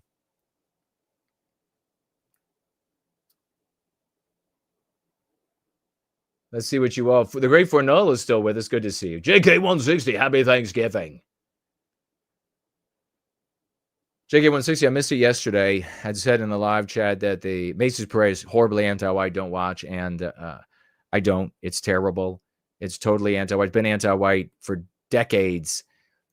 And I did watch a little bit of The Dog. Not much, because I also see anti-whiteism in the commercials. I see sometimes anti-whiteism during the show. And if you didn't see, the Pug won Best in Show. Probably because he fumigated with their flatulence and screamed, which is an interesting form of barking they do. Nexus Moon says, you are shadow banned on Odyssey. You did not show up for me under all the people live list or some kind of error, which also happens. No, I'm shadow banned there. Odyssey and Rumble have never, every now and again, we'll get like, oh, look, you're up on, you've been live for 10 hours. Oh, look, you're finally showing up. Every now and again. But far and away, I'm shadow banned. Odyssey, Rumble, D-Live. D-Live was brutal to me until it shadow banned me and got nice. So they would just strip, suspend, take away this, take away that. And then finally, when they were like, oh, yeah, let's just shadow ban his ass. And then all the views ended and dropped. So same thing's happening on Twitter. Never get it wrong when it comes to Twitter. Twitter is not free speech. Linda Yaccarino, is that her first name? Linda Yaccarino, the CEO. Both she and Musk use the exact same phrase. I guess she got it from him, or maybe he got it from her. I don't know. STDs pass back and forth in a funny way. That you can have speech but not reach. And that was like a cute little lie. It was a cute little twist of verbiage where they said, oh, it's going to be a free speech platform. You can have speech but no reach. I have said for decades, and one of these days I'm going to somehow get credit. Maybe God will come down and kill everybody with a plague who didn't acknowledge the work of this community. But I've been saying for decades that it's like what I say with the right to self-defense rather than gun rights for decades and decades.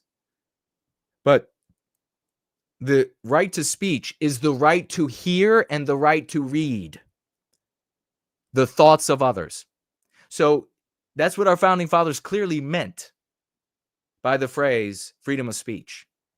Because if a government says you can speak, but you have to do so in the middle of the Mojave Desert, you can share whatever thought you have, but it's got to be in the middle of the Mojave Desert. And they effectively, with Yaccarino and Musk, create the Mojave Desert on Twitter by way of this down boosting, this downward boosting that they do, this de-boosting, this negative boosting that they do. They effectively put you in the Mojave Desert where no one can hear and read you.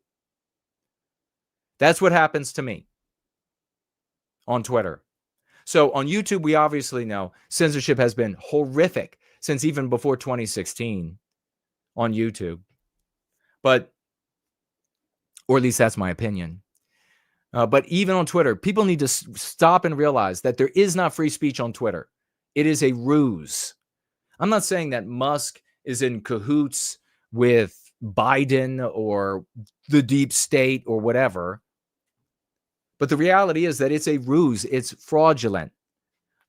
Twitter is the alternative for conservatives in America. It's not some grand plan to make it that for people.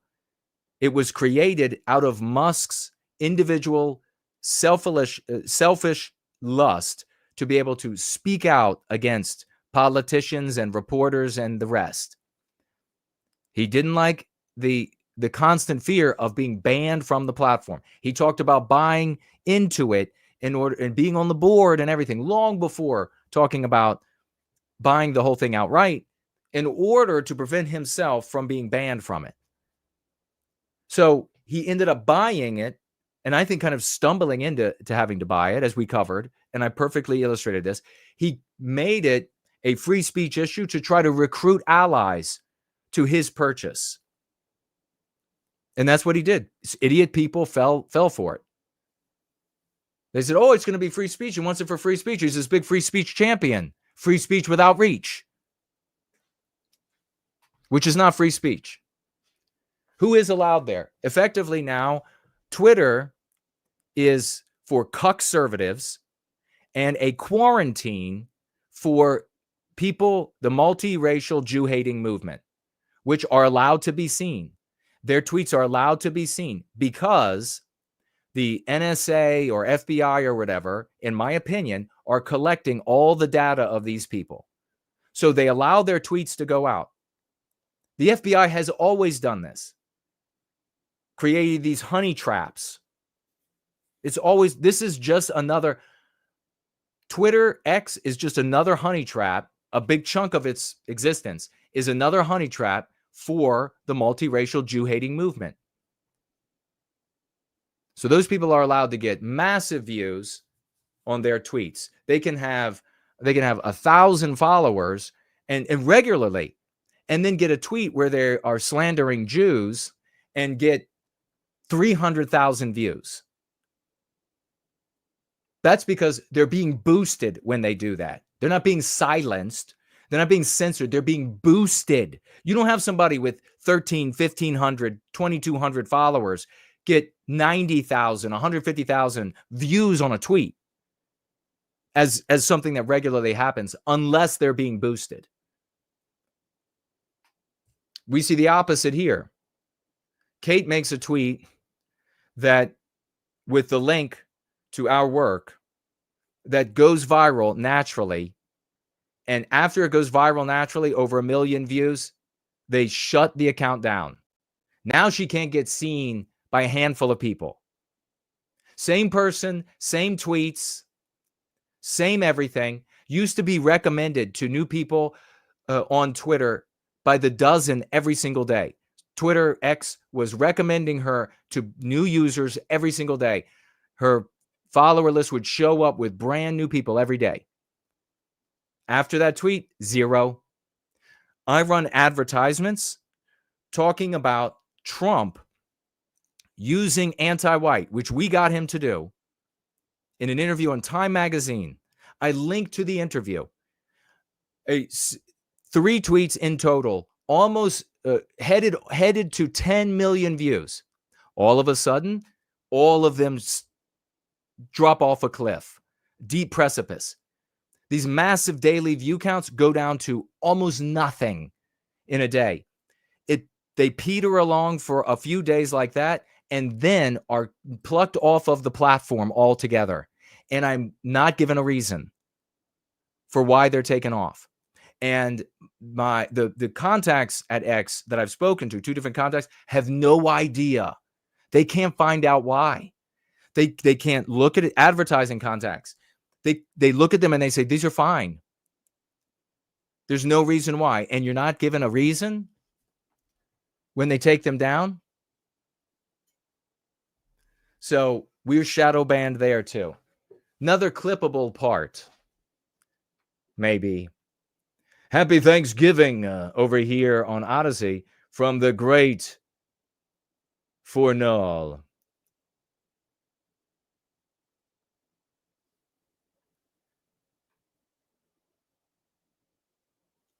And then a small, a midget sticked soy goy, jealous of Jews, living in their shadow, a little bitch who follows Jews around, has showed back up over there on Odyssey. Hey, bitch. Hey, little loser. What a little loser, a little boy. A little boy with your little boy toy. Oh, little Jew hater. Little soy guy. Pinch his little cheeks. Oh, you don't have anything good to say? You don't have any defense of your little soy goying? Oh, well, I guess that's because nature did not bless you with much of a brain or a midget stick. You just a little wart on the ass of Jews.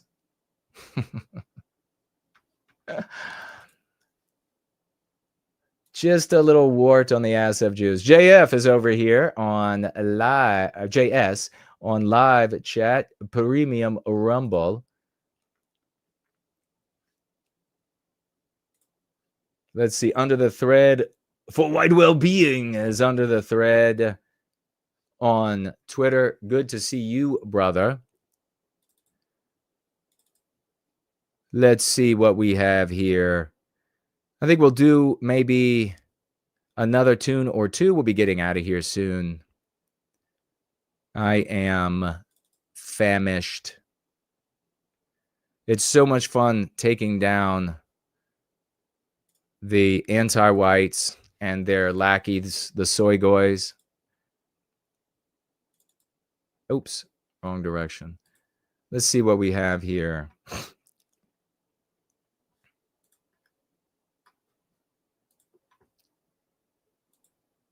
We have this lovely lady. Should we show this lovely lady?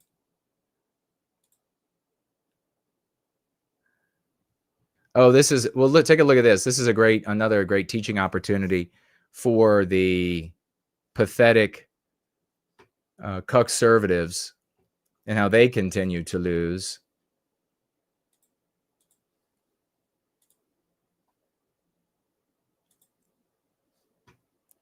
Let's see what you all are saying. Nexus Moon, your shadow banned. Thank you.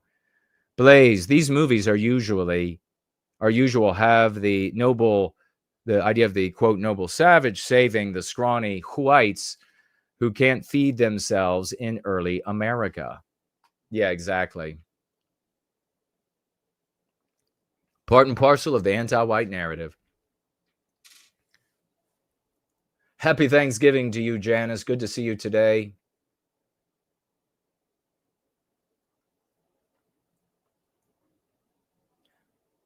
Even from a Yankee perspective, the narrative doesn't hold up of the War for Southern Independence. Exactly.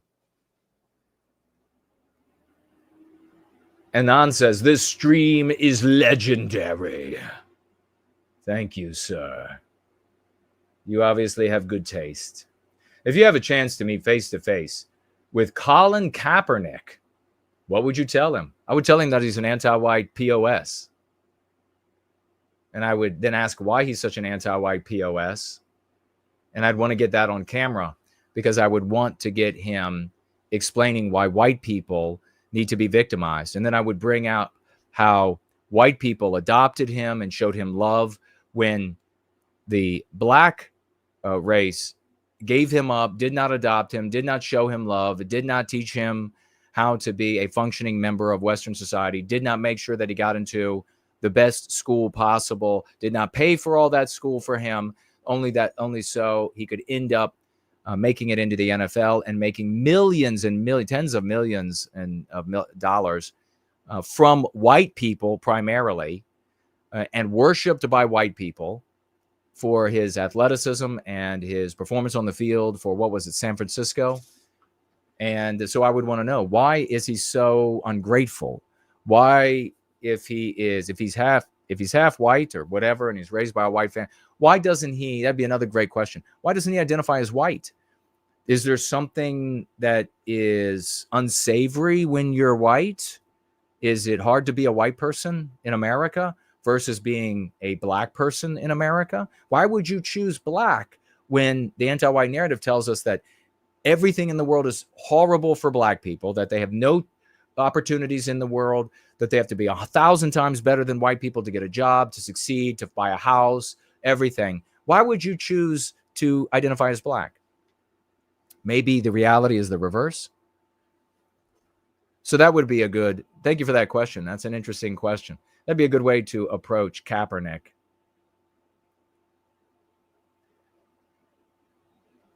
Blaze asking, will Elon really buy MSNBC? It's not impossible. He does have enough money to do so, but I think he's toyed around with purchasing far more places than he's purchased, far more businesses than he's purchased. So, but not impossible. He has the capital to do it. Jason in the live chat, awesome name, says, what a great day to be white. Amen to that. The nameless one is here. Do you think it could be possible that the anti-whites in Trump's group had your ad blocked? It did occur to me, Max and Rob, that the Trump campaign itself was participating in this breaking of the rules at X. Absolutely. Because they know that it's not a benefit for Trump in the public eye to be talking about anti-whiteism, and that it also cannot be allowed in America, that it's a real problem, a big problem, and can't be allowed, as he said in Time magazine. We have, since the election, tried to run the ad, a different one using the same quote, though, of Donald Trump, but two different ads after the election, and they still pull it down. So it's entirely possible that it is conservative Trump people, but also, and maybe more likely, anti-whites who know that if the concept anti-white is spoken into existence by the most beloved man on the planet at the moment, that it will legitimize it, and they will see the power of that for the white race. And they don't want that to happen. So I think the odds are greater that anti-whites, and it could be anti-whites working for the federal government. It could be anti-whites embedded in X with Musk's knowledge. It could be anti-whites embedded in X from the government without his knowledge. It could be mavericks, anti-white mavericks within X that are doing this in the background. And I mean, I'm going to continue to pursue an investigation and see where it goes. But there are so many places for anti-whites, so many junctures, so many nodes for anti-whites to get in and interfere, whether they're conservative anti-whites or radical Democrat voting anti-whites or whatever, getting into it. I mean, you know, like, we speak these concepts into the presence and into the audience of a great many conservative content creators, and you see them studiously refuse to use them, demonstrating that they are anti-white. They go to the public as these great champions of conservadom and patriotism, but demonstrate that they are just as anti-white as Democrat content creators when they refuse to talk about the persecution, discrimination, exploitation of white people on the basis of race. They're not even true to their principle, like that one meme of me and quoting me, where they'll say the conservatives will say, content creators will say that, oh, it's just the Democrats that are into identity politics. That's a bad word. We're not into identity politics. And then both the Democrats and the Republicans celebrate, platform, etc., pay, put in the spotlight, put in the center of attention, everybody but white males, heterosexual white males. They both do the exact same thing. So one says, yes, they play identity politics, and that's a good thing, and they do it. The others say, we don't play identity politics, it's a bad thing, and they also do it.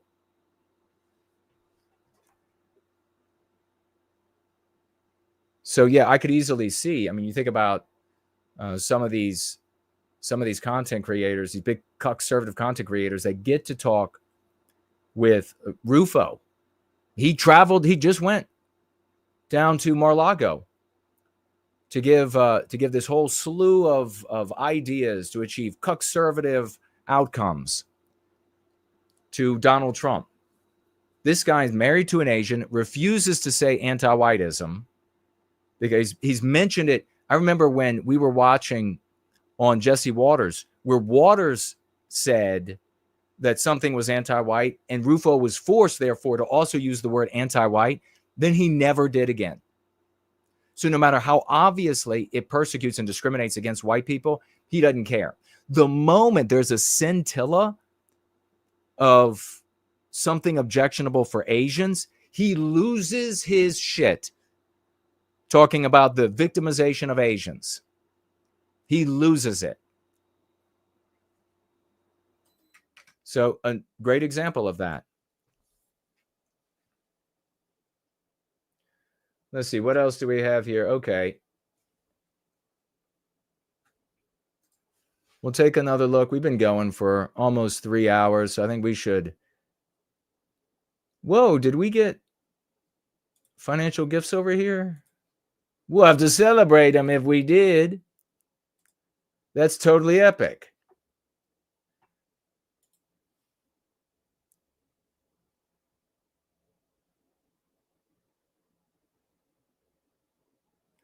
The soy guy over there is like, show me one win. Just show me one. Donald Trump saying that there is anti-whiteism in America and that it can't be allowed either. Now, go home and cry over your midget stick some more. How about that? Show me one. Just show me one. We've got thousands. We celebrate them every Sunday. You brain dead imbecile. How about this for the brain dead imbecile? Dude bro moment, financially gifting $50.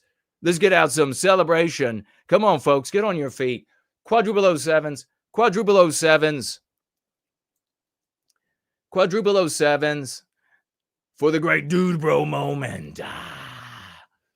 $50 on this Thanksgiving. God bless you, brother, for white well-being. Showing up here today, $50, raising the banner of swashbuckling.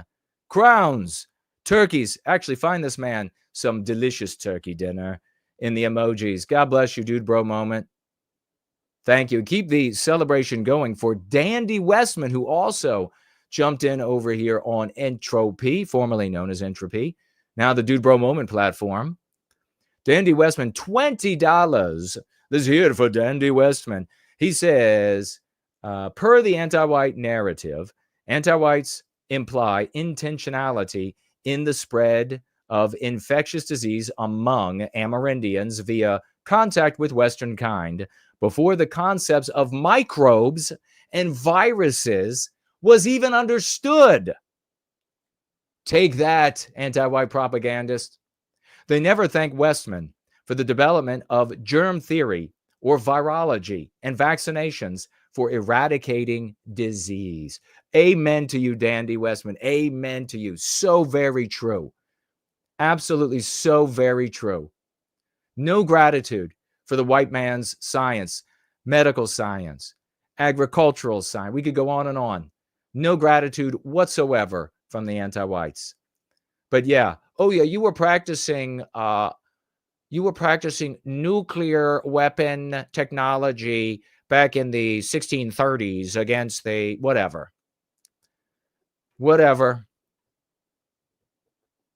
That's the Dandy Westman. Get this man some turkeys as well. Magnificent comment.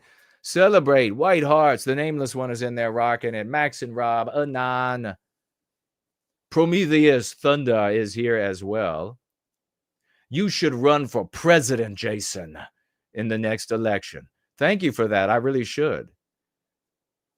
That would really piss off this little anti-white midget stick over here who keeps calling me a homosexual with a slur. You know why that is? Because they want me to be gay. You want me so bad, don't you? You want me so bad to be a homosexual, don't you? That's why you keep saying it. That's why you keep saying it. Because bad, that's how bad you want. You're like, please, God, let him be a homosexual, please. Let me just call him that again. Please, I want him to booger me up so bad. I'll just keep calling him that.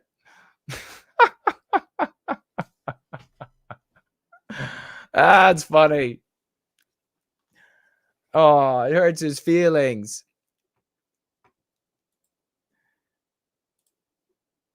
Please let Jason be homosexual.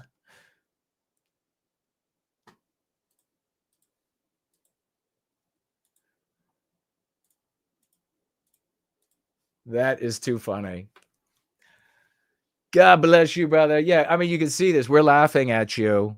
We're laughing at you for wanting me to be homosexual. He's going to accidentally type that in one of these times. He's going to be like, you F it. You F it. Booger me up. I mean, no, let me delete that. Oh, shit, I pressed enter. Top me. Oh, shit, I pressed enter.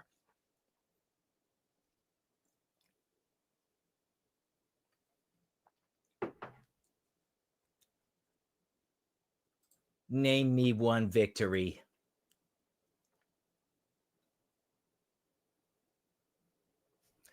All right, let's take a look at this. This is Libs of Cuckservative TikTok. And God bless her. She says, get woke, go broke. Okay.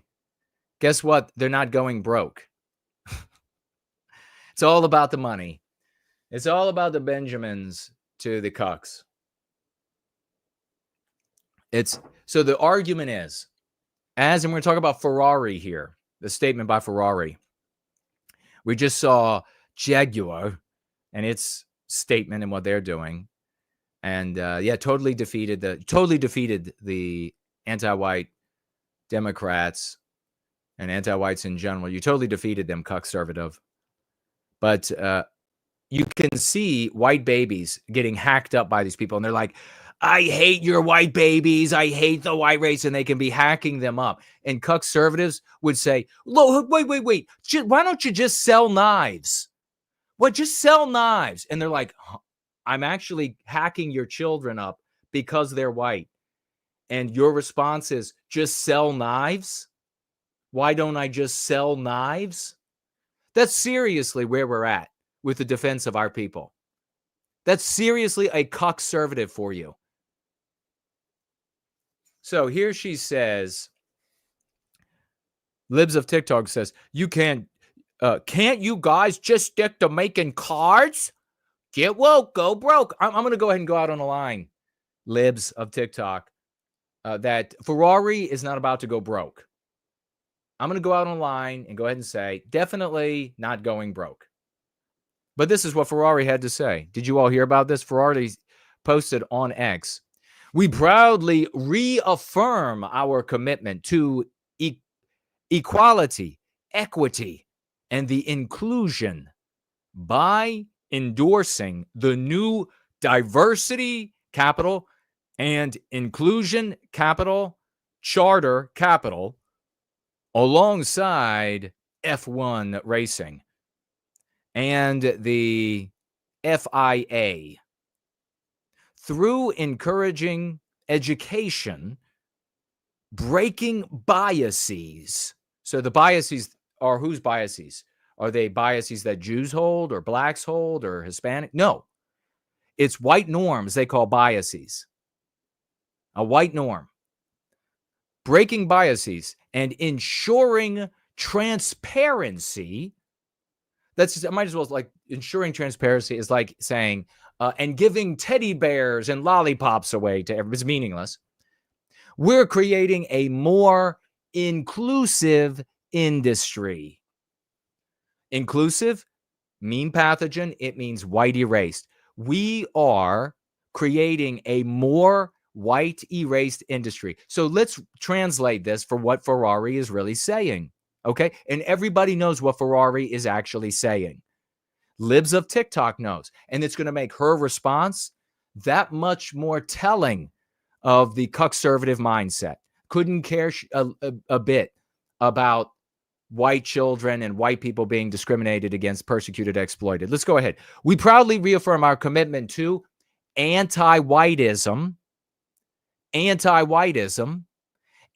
anti-whiteism by endorsing the new white erasure and white erasure charter alongside with F1 Racing and FIA through encouraging brain poisoning, white erasing white norms, and ensuring that everybody gets a teddy bear and a lollipop unless they're white.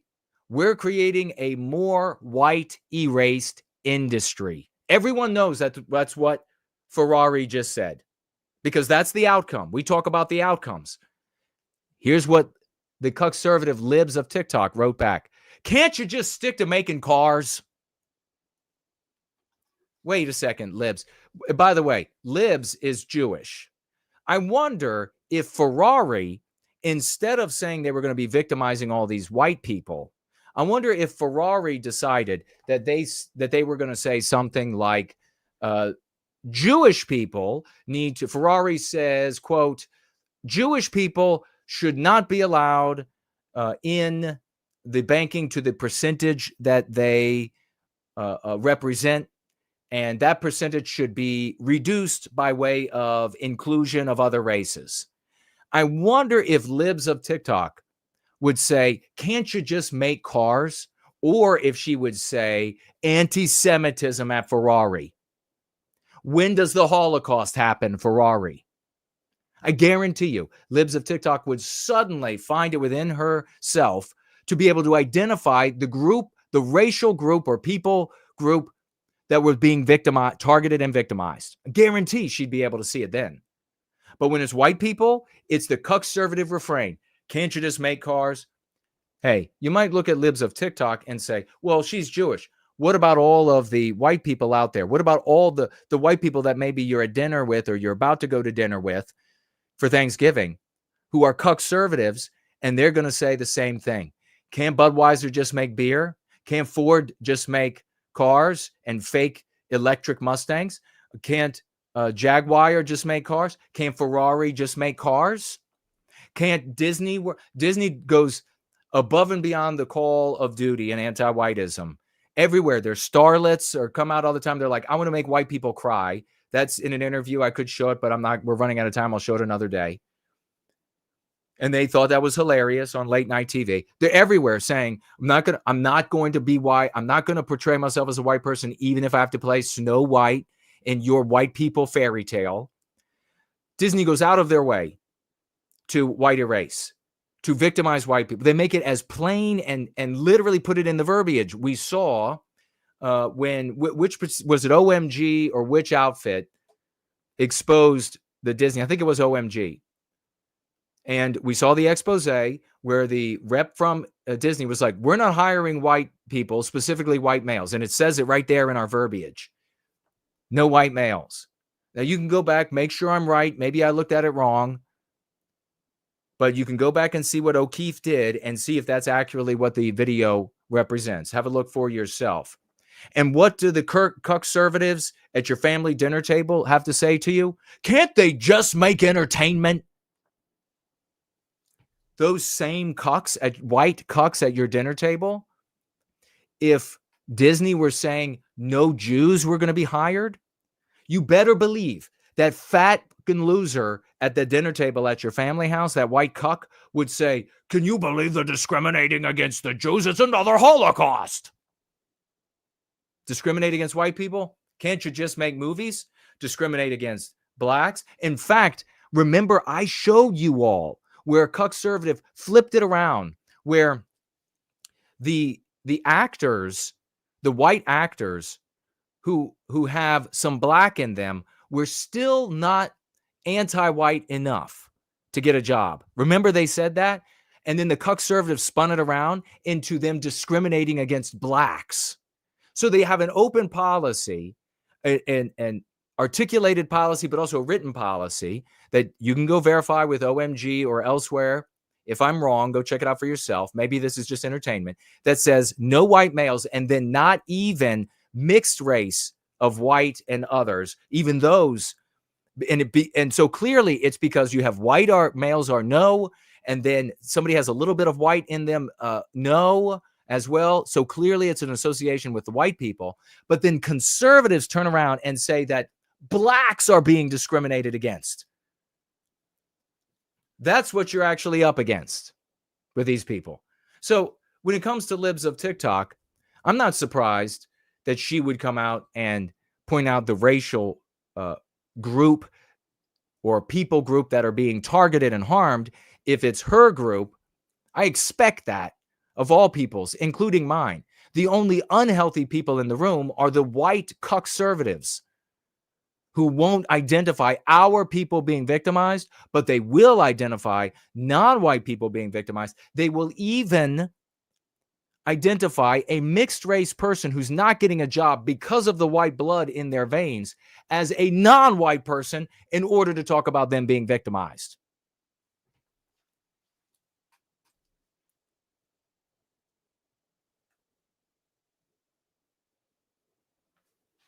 That was a mouthful. And it's been a glorious time for us to come together, ladies and gentlemen. On this Thanksgiving, we give thanks and celebrate, and we will be back to celebrating here on Sunday, back to the hard work of white well-being. We'll have a little celebration of music right now. And then I think get out your last comments because we're going to roll after that.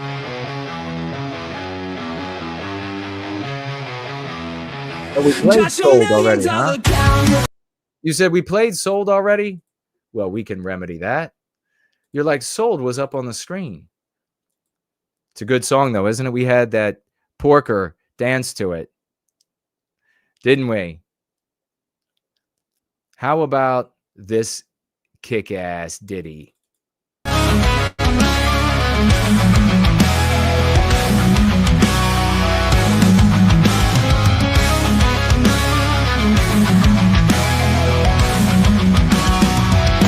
They marched in the shadows, their hearts full of flame, a band of heroes with one noble aim, to fight the disease that poisons the land.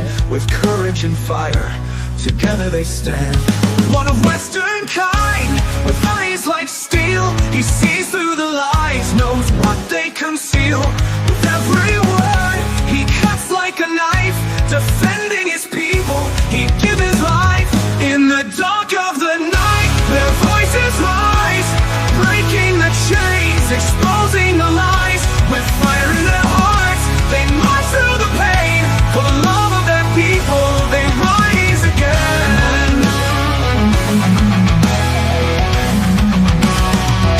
Anglo-Saxon in WG, wise and bold, he carries the stories that need to be told.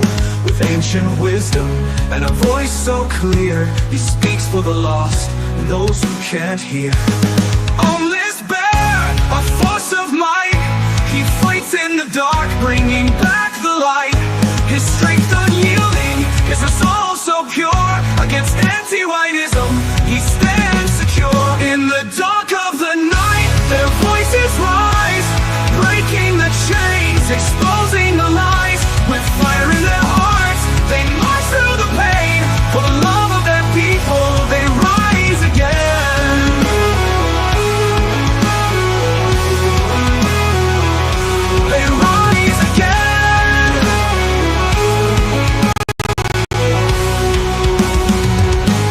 Papa J magic with a mind so sharp. He plays the chords of truth like a harp. A master of words, a magician of thought. In the war for well-being, he's never caught. Together they fight, this fearless band. For the love of their people, they take a stand. Against anti-whites and the venom they spread. They'll never stop, not until they're dead. In the dark of the night, their voices rise, breaking the chains, exposing the lies. With fire in their hearts, they march through the pain. For the love of their people, they rise again.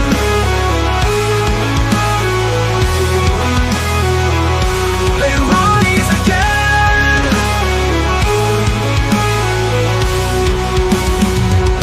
Their story's a ballad of hope and fight. For the souls of a western kind, they'll light the night. In the annals of history, their names will remain. The heroes who rose to break the chains.